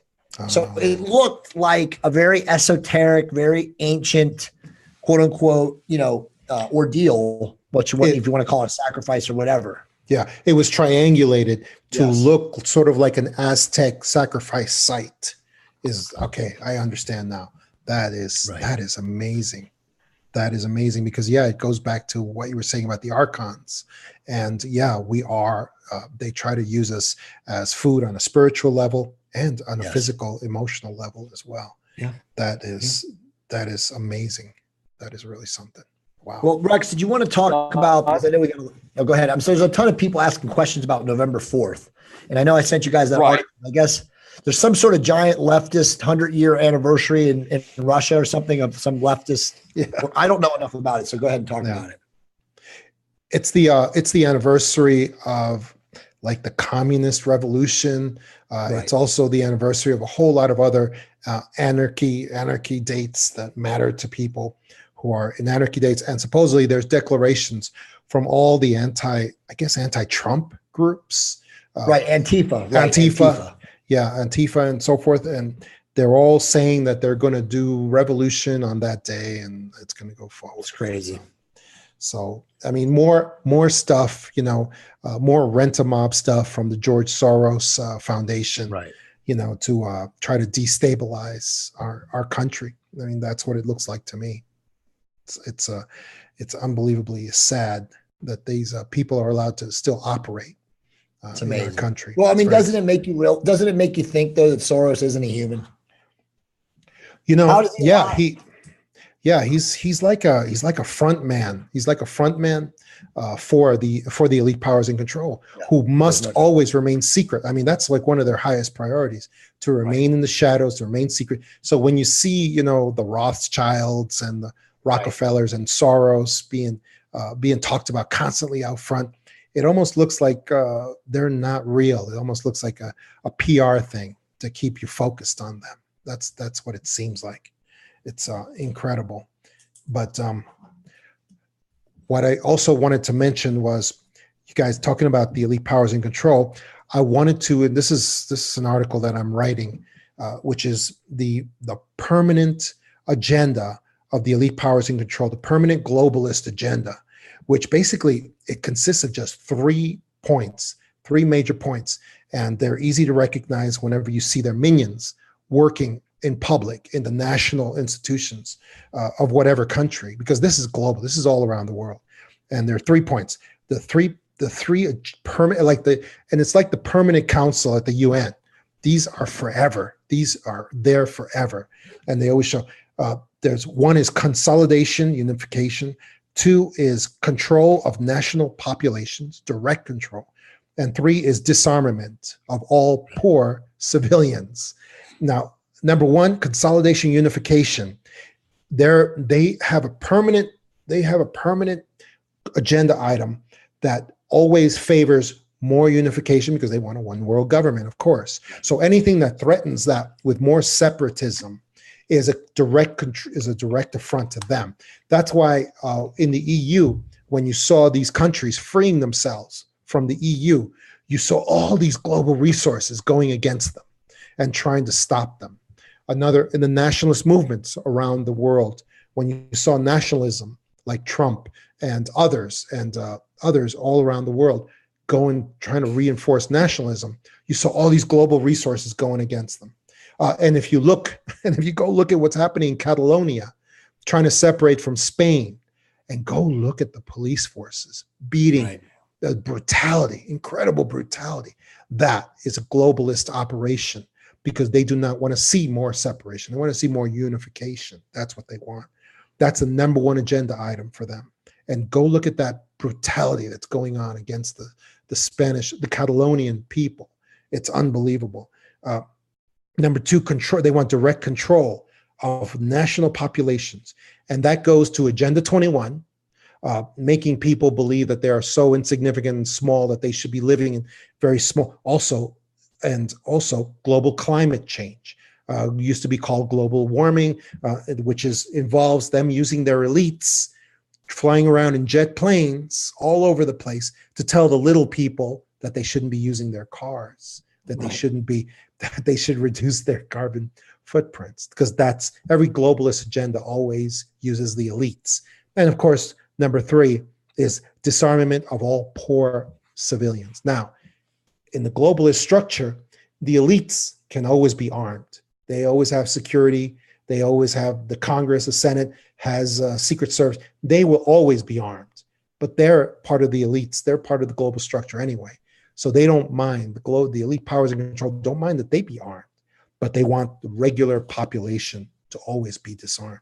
And they've been successful on number 3 in every country in the world through a lot of these staged events, except for, I think there's only about 4 or 5 countries left in the world that allow their civilian populations to be armed. And that's hardly anything. And that fight will continue. That continues when you see every night, when you see these political agents everywhere that are always fighting for gun control and fighting to disarm the regular population, unlike themselves, of course, because they always get to have arms. Well, they're better than we are. I mean, they're, we're the threat. We're the ones that need to be protected from ourselves. And, they love us. And that's why they do it, because they love us just so much. And, one question that I had from the audience, and if we could kind of maybe shift gears a little bit and talk a little bit more about the ET phenomenon. Bill Schneider came out many years ago, started talking about some crazy alien wars underground. And, you listen to him and you're like, okay, this guy is either out of his mind or he's coming up with a good story and he's very convincing. Now, I used to be very skeptical about that, extremely skeptical, until I saw the pictures of him dead, where he supposedly committed suicide. It looked like somebody strangled him. And I don't remember what else that made me go, wow, there's no way that he killed himself. But he shoot himself in the back of the head with a shotgun and he strangled himself or something. It just with wire, So that seeing that picture made me say, okay, there's definitely something more to the story. So not Area 51, but the Archuleta Mesa Dulce underground base. I've been to Dulce. And as a matter of fact, I went out there a few years ago and I had an opportunity to get to the very top of the mesa because somebody out there gave me, he kind of escorted me up to about the top and I had to turn around and make it back. I wish I could have made it to the top, but I'll be going back out there. So what do you think about Dulce, Phil Schneider, and that underground war that supposedly went on with extraterrestrials? Well, I think that just because somebody's paranoid doesn't mean that they're not after them. So in other words, both sides could be true. Everything that Phil Schneider said about the underground base and the war with the alien visitors that he talked about, or the hybrids, whatever, were that could have actually happened. But that doesn't preclude that Schneider also had his own problems and actually did engage in a shootout with local sheriff deputies. That was probably unwarranted and that shouldn't have happened. But like I said, it can be, and there were very suspicious circumstances of how he was killed, of course. That's apparent too. So like I said, just because one side of the story is true, doesn't mean the other side can't also be true. The stuff, just because Phil Schneider had those problems, and they were real, and all of those things were real, and he did things he shouldn't have done.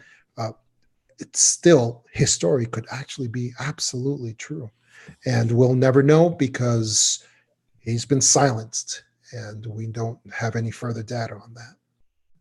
Well, I got a strange email after I did a podcast when I went out there and showed some footage. And the person sent me this email and said, oh, I researched Phil Schneider and he was into self-mutilation and his whole story was made up. And, I talked to his parents and family and that's how I found out. And I was like, this is interesting. So I sent him an email back and asked, where he got the information, if I could talk to his parents, etc. And he said, whatever he said, it was really, it kind of made me think, wow, somebody is literally sending me an email to make me go down a different trail, to make me think it's just a made up story. That was kind of spooky. Yeah. There's also, I wanted to mention, there's also a lot of agent provocateurs out there. And they are all over the place. And sometimes they are very, they're paid for sometimes. And they are the ones that you'll see out there saying, hey, nothing happened at Las Vegas. The whole shooting was a fake. And that was, and we'll sit here arguing with them and tell them, that doesn't make sense. Meanwhile, you don't know that you're just, what they're saying is so ridiculous that it is somebody who's an agent provocateur who is out there on purpose trying to just create this smoke screen in order to muddy up everything. And it's very similar to what you encountered, Rex, with that person who was trying to lead you down the wrong rabbit hole. And those people are everywhere. Unfortunately. And you should just identify them by the ridiculousness of what they say and just withdraw from those people and don't pay them any more mind. Hey, Rex, I wanted to just say something. I mean, if you've read all the ancient texts and you've read, at the level that all of us have read, I mean, almost every book or text or tablet or whatever talks about underground cities, sanctuaries for, humans, aliens, interdimensionals, ultra terrestrials, whatever, to go in times of physical, meaning above the earth's crust, stress. Again, through time immemoria. So it stands to reason logically to assume that there are definitely things, again, whatever they are, in the inner earth or in parts of the earth. And maybe it's not even really they're in the earth. Maybe it's, quote unquote, an interdimensional location where, it's mentioned as the inner earth, but it may be like, what do you call it, Shambhala, or, they talk about the mountain in Northern California, which I can't think, Shasta. It's like a portal point or an access point. So I just heard too many stories. I've read too many people, very intelligent people. Charles Fort wrote a lot about this. And I wanted to mention, because you had said that earlier, John, the earth is a zoo. Yeah. According to Stanley, according to Fort, according to Pinella, a lot of really smart people, they say that we are owned Human beings are owned by these beings that you're talking about. Like you said, we are literally their cattle, and we're a human experiment, and not just human, because there's a lot of races, right? There's a lot of species here. Like you said, it's a way station. Right. So, I mean, in my head, there's no way I could ever say that there's not something going on in the inner earth, whether, again, that's actual physical manifestation or that's a plane, somewhere else dimensionally. But I mean, I would believe that. I mean, all of the people that have written about the reptilians, the descendants after the war, Lemuria, and then, Atlantis, and then, the flood, whatever happened to cause the flood, the desecration of the planet, they all say that they went underground and that they've been underground for a long time. David Icke, all of these people say that they have been underground. There's a small population of them, but they're underground. And maybe that's what John's talking about. Maybe these royal ruling bloodlines are being puppeteered by these beings. Yeah, and if there is something hollow earth or underground, I do tend to believe it either leads to portals that go other places, or it is like a 5D space where it's not just there underground, the physical space, but it could be just limitless space under there, under a different matrix of existence. Yeah, I do see that. And what you were talking about with those beings that believe they own us, they believe that they do own us, and they do derive a lot of stuff from us, whether it's archonic beings or others. But they don't really own us because we have a spark that they are missing there. We have that eternal spiritual spark that they need, because we have something more precious than gold that they need. And if that wasn't the case, they wouldn't be seeking connection with us so much with beings that they consider so inferior. And yet we've got something that is incredibly desirable for them. And that's why they're seeking connection with us constantly. You're right, John. And that's why the ascended masters and the great spiritual Taoist teachers and philosophers, Jesus, Krishna, whoever they were, whether it's Thoth, whomever, they always talk about the axiom of you have to live from a standpoint of with a mentality of, is that so? Never getting too high and never getting too low, because that's when the archons will feed on you, right? Because if it's true that they can only feed on fear, paranoia, hostility, anger, rage, if you practice love and peaceful, loving kindness, they can't do anything. And you're right, John. We have a sovereign soul, a spark, and they don't have that. And that's what they're wanting. It's like a moth to a flame. So the way you avoid these beings in your life is truly to practice peaceful, loving kindness, service to others. Obviously, you should connect with nature, Gaia, through meditation, through all these other things. But they can't harm you if you stay the course and you stay even keeled. Now, obviously, if you understand, Rex talks about hermetics and the duality of polarity, the pendulum is always swinging. So good becomes bad.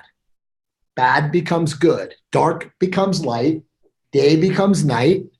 Night becomes day. I mean, this is the way it is. So you're never going to be isolated from the duality of polarity. It's impossible. So you just have to stay even keeled so you can avoid these archontic beings, creatures, whatever, feeding off of your paranoia and fear. And how many of us know, and I say this to a man, to a human being, how many of us know people who literally manifest their whole conscious negative life because they're always in a state of fear? They're always in a state of paranoia. They're always in a state of want or lack or scarcity.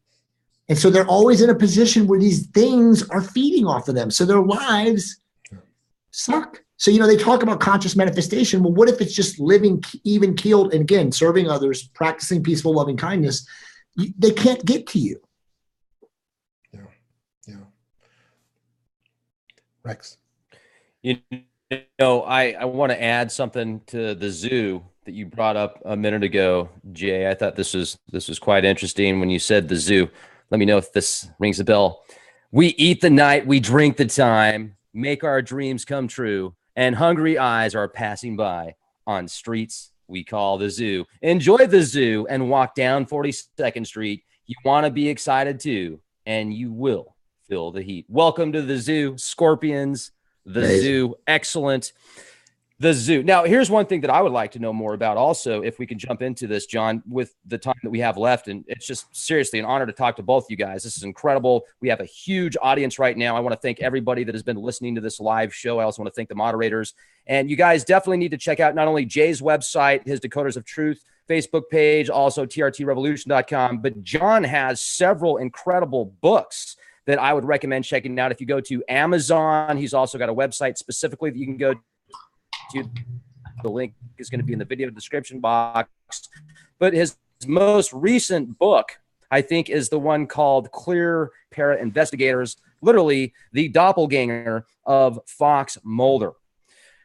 I want to know about your experience that you had, that you shared with us on the last show, because not everybody had a chance to hear that. And it is mind-blowing, literally. Which one? All of them. The one you told us about the time that you got picked up and then you like hit the ceiling and then they dropped you. But if there's other ones you could share this, that'd be awesome. Oh no, that was the attempted alien abduction on me.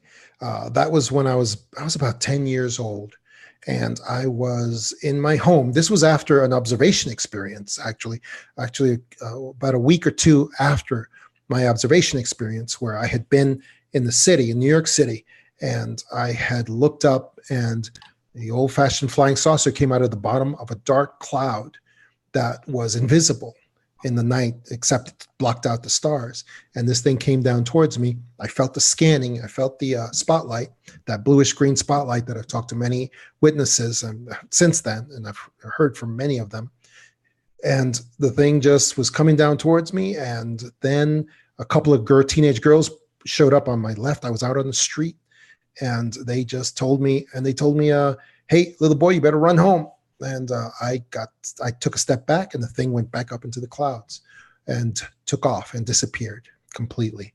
And a couple of weeks after that, I was in my dad's home, and I was sleeping, and I just felt, it was about 3 a.m. I was trying to stay awake, and suddenly the room changed. I went rigid. Again, I was about 10 years old.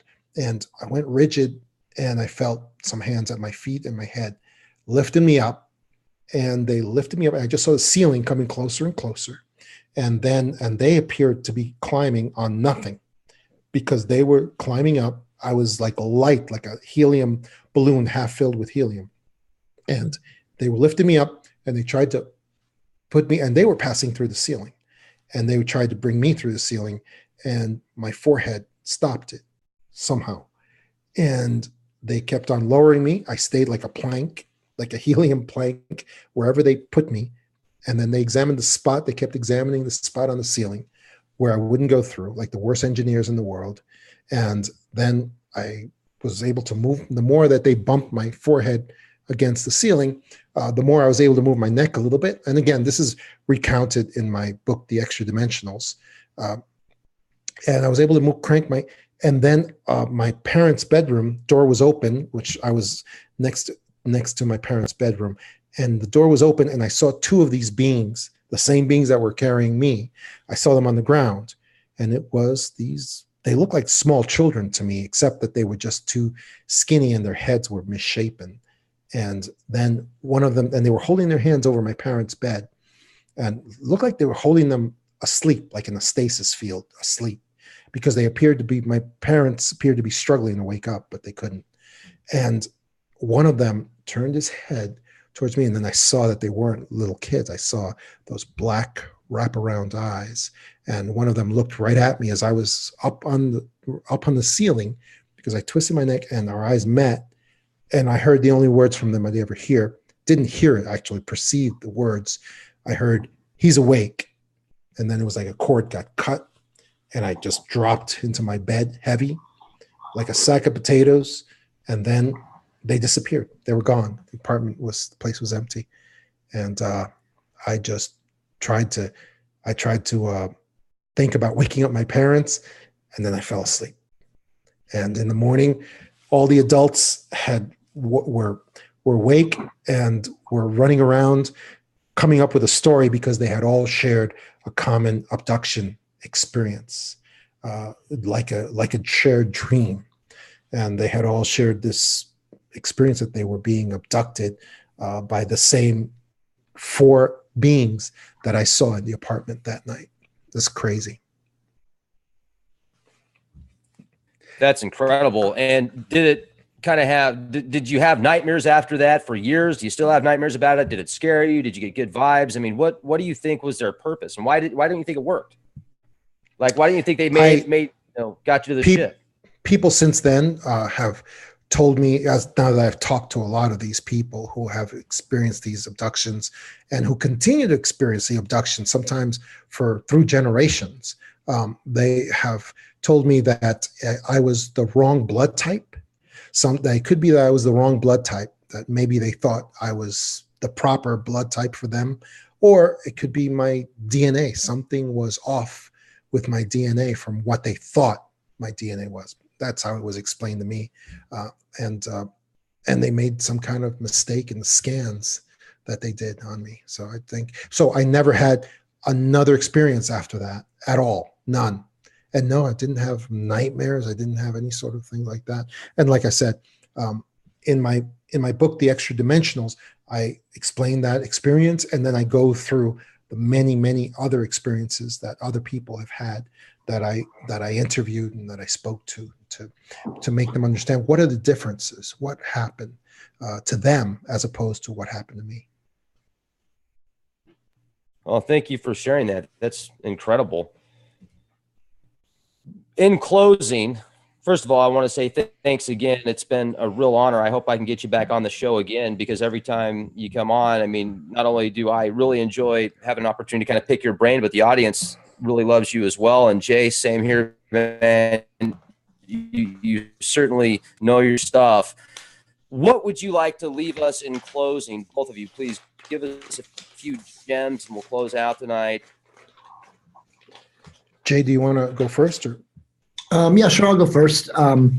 So for me, it's always about actionable strategies. What can we do as a group to fix, if not fix, at least, help ourselves and our inner circle, our families, our loved ones, the people that we can truly control, or not control, but effectively offer strategies to help. And again, for me, it's just, if there really are archons in this, place and time, this space time that we're at right now, and they're feeding off of negative energy, then guys, just don't be negative. Just live positively, serve others, go about your life with a smile on your face, walk up to people, shake their hand and say, hey, how are you doing today? Don't have a scowl. Don't be mean. Don't be nasty. Just because you had a bad morning or something happened, don't take that out into the world with you. I'm not a woo-woo guy. Everybody knows that. I'm a pretty hard dude. But it's all about love. There's only 2 types of emotions. There's fear, which is ego-driven and ego-based, and there's love. And if you live your life embracing whatever your mission is, it doesn't matter what you do. It doesn't matter if you're a bus driver or you're an entrepreneur or you're a musician. It doesn't matter. It's just embracing what you do and serving other people, being kind, being friendly, being genuine, being transparent, being authentic, not covering up, not lying to them, not doing things that allow these creatures to feed. And right now in the United States, we have this terrible, abrasive, breaking down, deconstruction. They're trying to get us to start fights with each other. They're trying to create, Antifa versus the Trump supporters and all this nonsense. It's all contrived. All of it. We're human beings. As John said, we have a soul spark. It's what makes us who we are.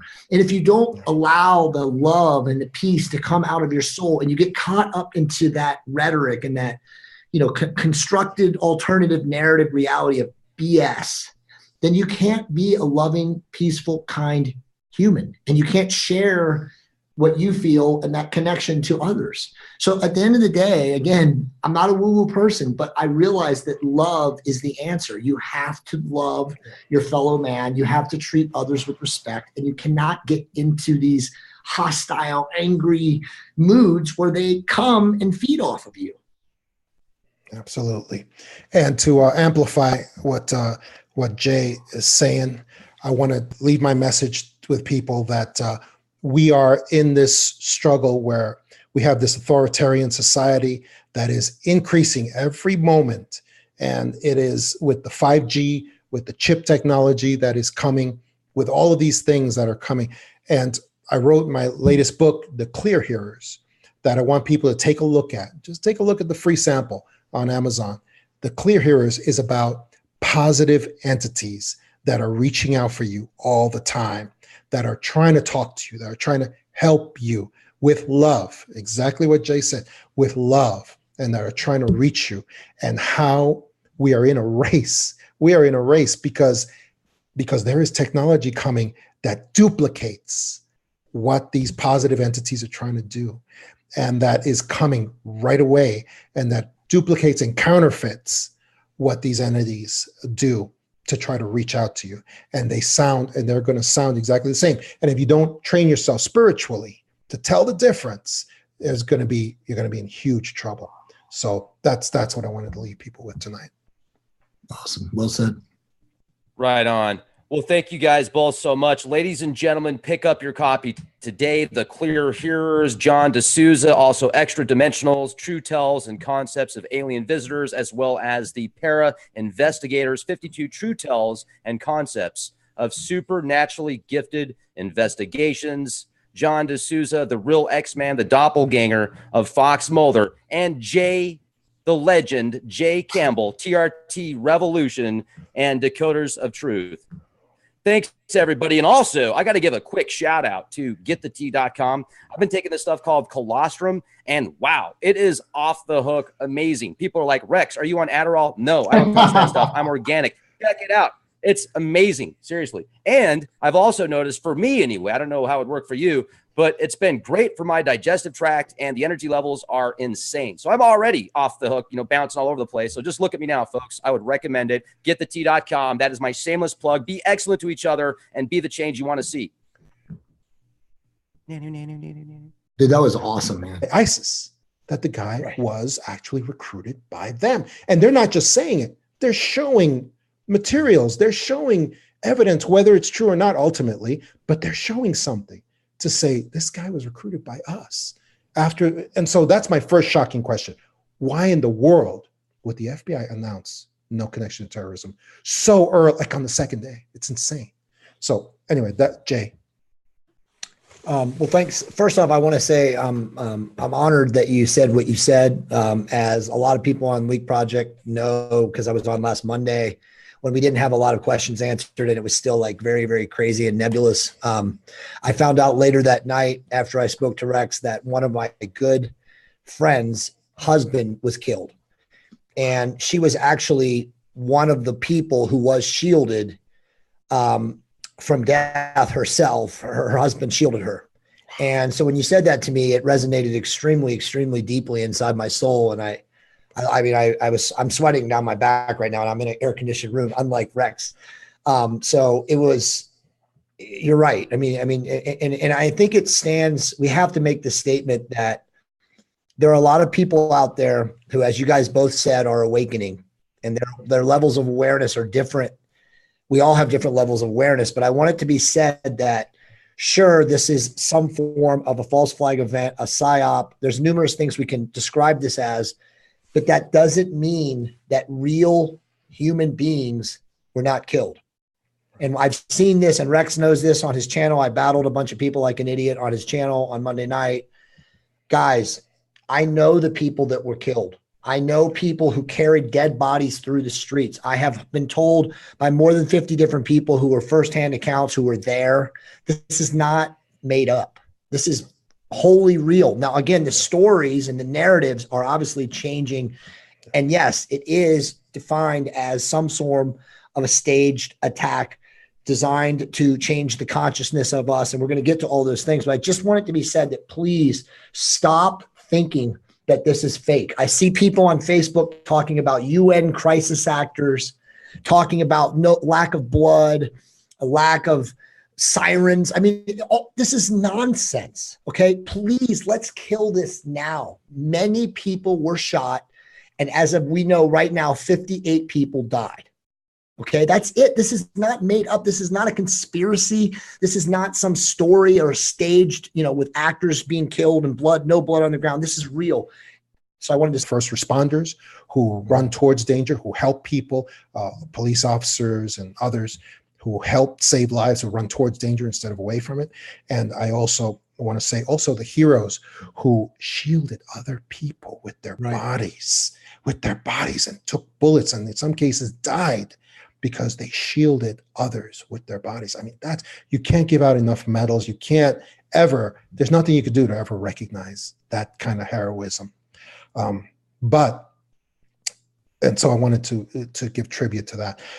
Also, I wanted to say to people, if you're sending money to the families of these victims, please make sure it is actually going directly to them. Right. That's very, very important, because these types of events, there's always a lot of people want to give constantly.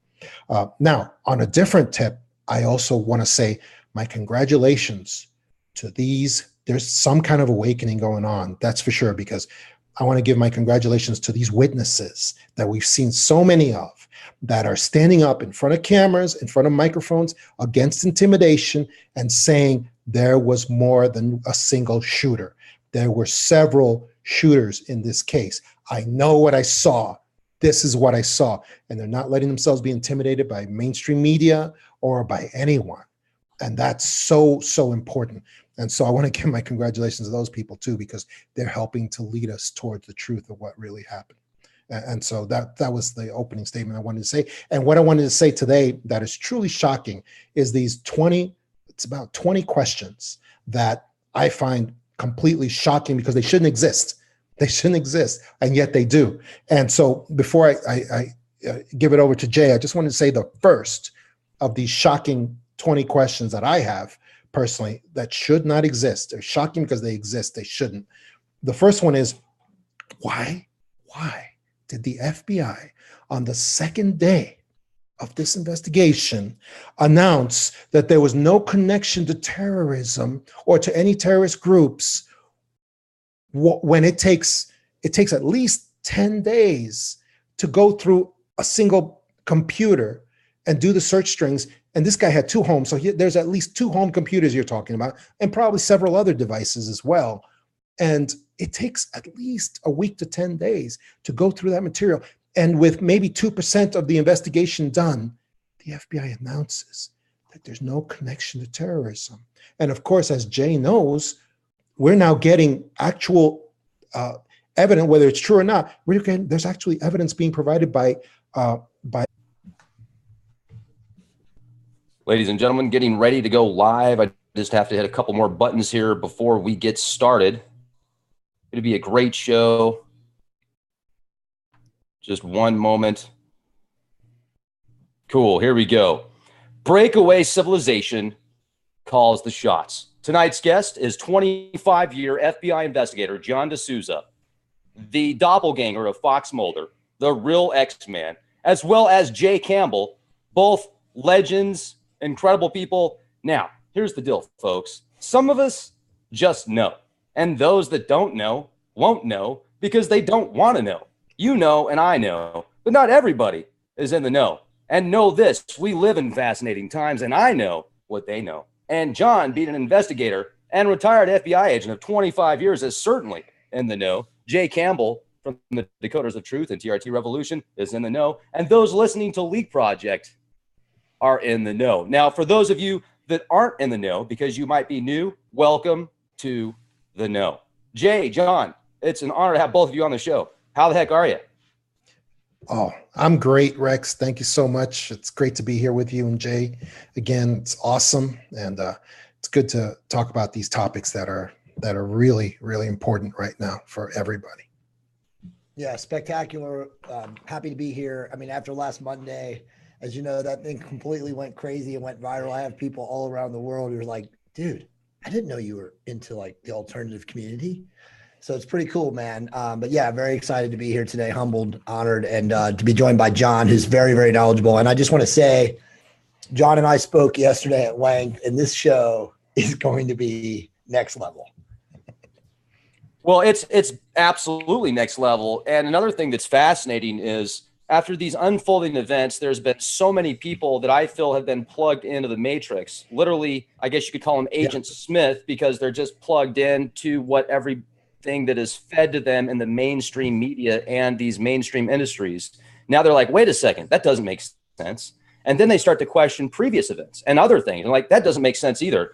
And, John being in the FBI for over 20 years, obviously he's had an opportunity to meet people that know a lot. And we're oftentimes given misinformation and disinformation, and people that are outside of that alphabet agency and other networks, for national security reasons. We have to kind of put the pieces together ourselves. So what does make these scenarios stand out as being— Say that. And that's so appropriate, Jay. It's funny, earlier today, or maybe it's yesterday, Rex actually was educating me on that. It's hard. We really can't say false flag anymore because the mainstream media has completely corrupted the meaning of that to mean, oh, if you're saying something is a false flag, you can't say false flag because it means you're saying nothing happened. You're saying nobody was killed. And that's, of course, that's completely false, but they don't care. That was their defense against alternative community and saying and misquoting and missaying that, okay, if you say false, so we really probably shouldn't use that term anymore. And Rex said staged event is probably more appropriate. So that's what I've been using now. Staged event, which staged, all that means is like, just means an environment that is created, that is artificial, that does not fit in with the real narrative of what happened. So for instance, Lee Harvey Oswald was in a staged event where he was put forward as the patsy. He was thrown a rifle. He was probably told he was part of security for that day because something happened with the president's own security. And so he had to help protect JFK. And then the real shooters, of course, the guys who actually have training, who really do, they're far away from that staged event and they're actually shooting in. So that's a staged event. It's very easy to understand what it is. And the things, the event actually did happen and people really got killed. Absolutely. Let me add something to this as well. And I'd like to get your opinion on this, John, being an investigator for 25 years. When the media comes out with a story, obviously, if law enforcement has a certain case open or something, they're trying to get the bad guys, they can't give all the information to the media because then it might obviously mess with their case. But it's interesting how the media tends to throw these bizarre numbers. First, they find out that they say that he's got 10 guns in his room. Then they say something like he's got 33. Then they say 42. And it's like, next thing you know, they're going to say that he somehow snuck a tank in there with ICBMs from North Korea. And we have to go after conspiracy theorists now because they linked up with Little Kim. And then you see the pictures. For example, I saw a picture. You guys can look this up. The first thing that I saw was the guy on the ground. He looks like a mannequin. And if you look at his foot, in order for the foot to be the way that it is, it would have to be completely broken. And one thing that I notice in a lot of these, I guess, staged events, I didn't know how much John could share with us about these events that are coming up because of his previous position with the FBI. But here's the beauty of it. What if a civilization that is kind of branched off, has kind of been rogue society, whatever, maybe these people have made it through previous cataclysms, their ancestors, whatever. Maybe there are specific people in specific positions, aristocratic, that control the strings kind of outside of the networks because they feel like they're above the law, because maybe they fund the law. So how do we decipher these things? And what was this recent event?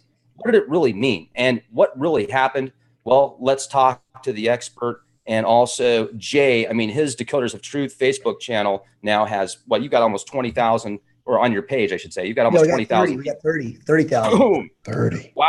I mean, just bazinga, growing fast. And John's written several books as well. One thing also that I really like about John is he had experience when you were like just a kid, right? When like just X-Men, like you literally maybe 1%, 0.1% of the world would experience what you did, whether it was metaphysical, whether it was interdimensional beings, extraterrestrials, whether it was MyLabs, whatever. It was tech that isn't known to us even at this current stage.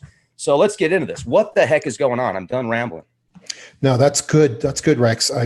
We definitely have to talk about next level technology from breakaway civilization type stuff, like what we saw in 2001 at the World Trade Center, Right. those acts. So yeah, that stuff is very important. But I'd like to start out, because we're talking about the Las Vegas mass shootings.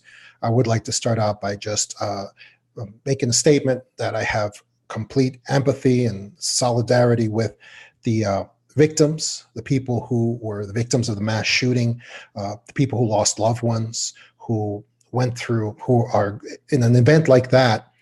Even if you're not actually shot, the trauma of that stays with you forever. I've talked to people who have been, I've had to interrogate people in the past who have been present at mass shootings. Even if they didn't get shot themselves, that film stays in their mind forever, for the rest of their lives, because it's such a traumatic event. And so, and I wanted to just say that I have all sympathies and all solidarity with those victims, whoever they may be, whether they were actually shot or not. But that's important to always have in our minds in the alternative community. It's very important to always. And also, I wanted to say I have my deepest admiration for the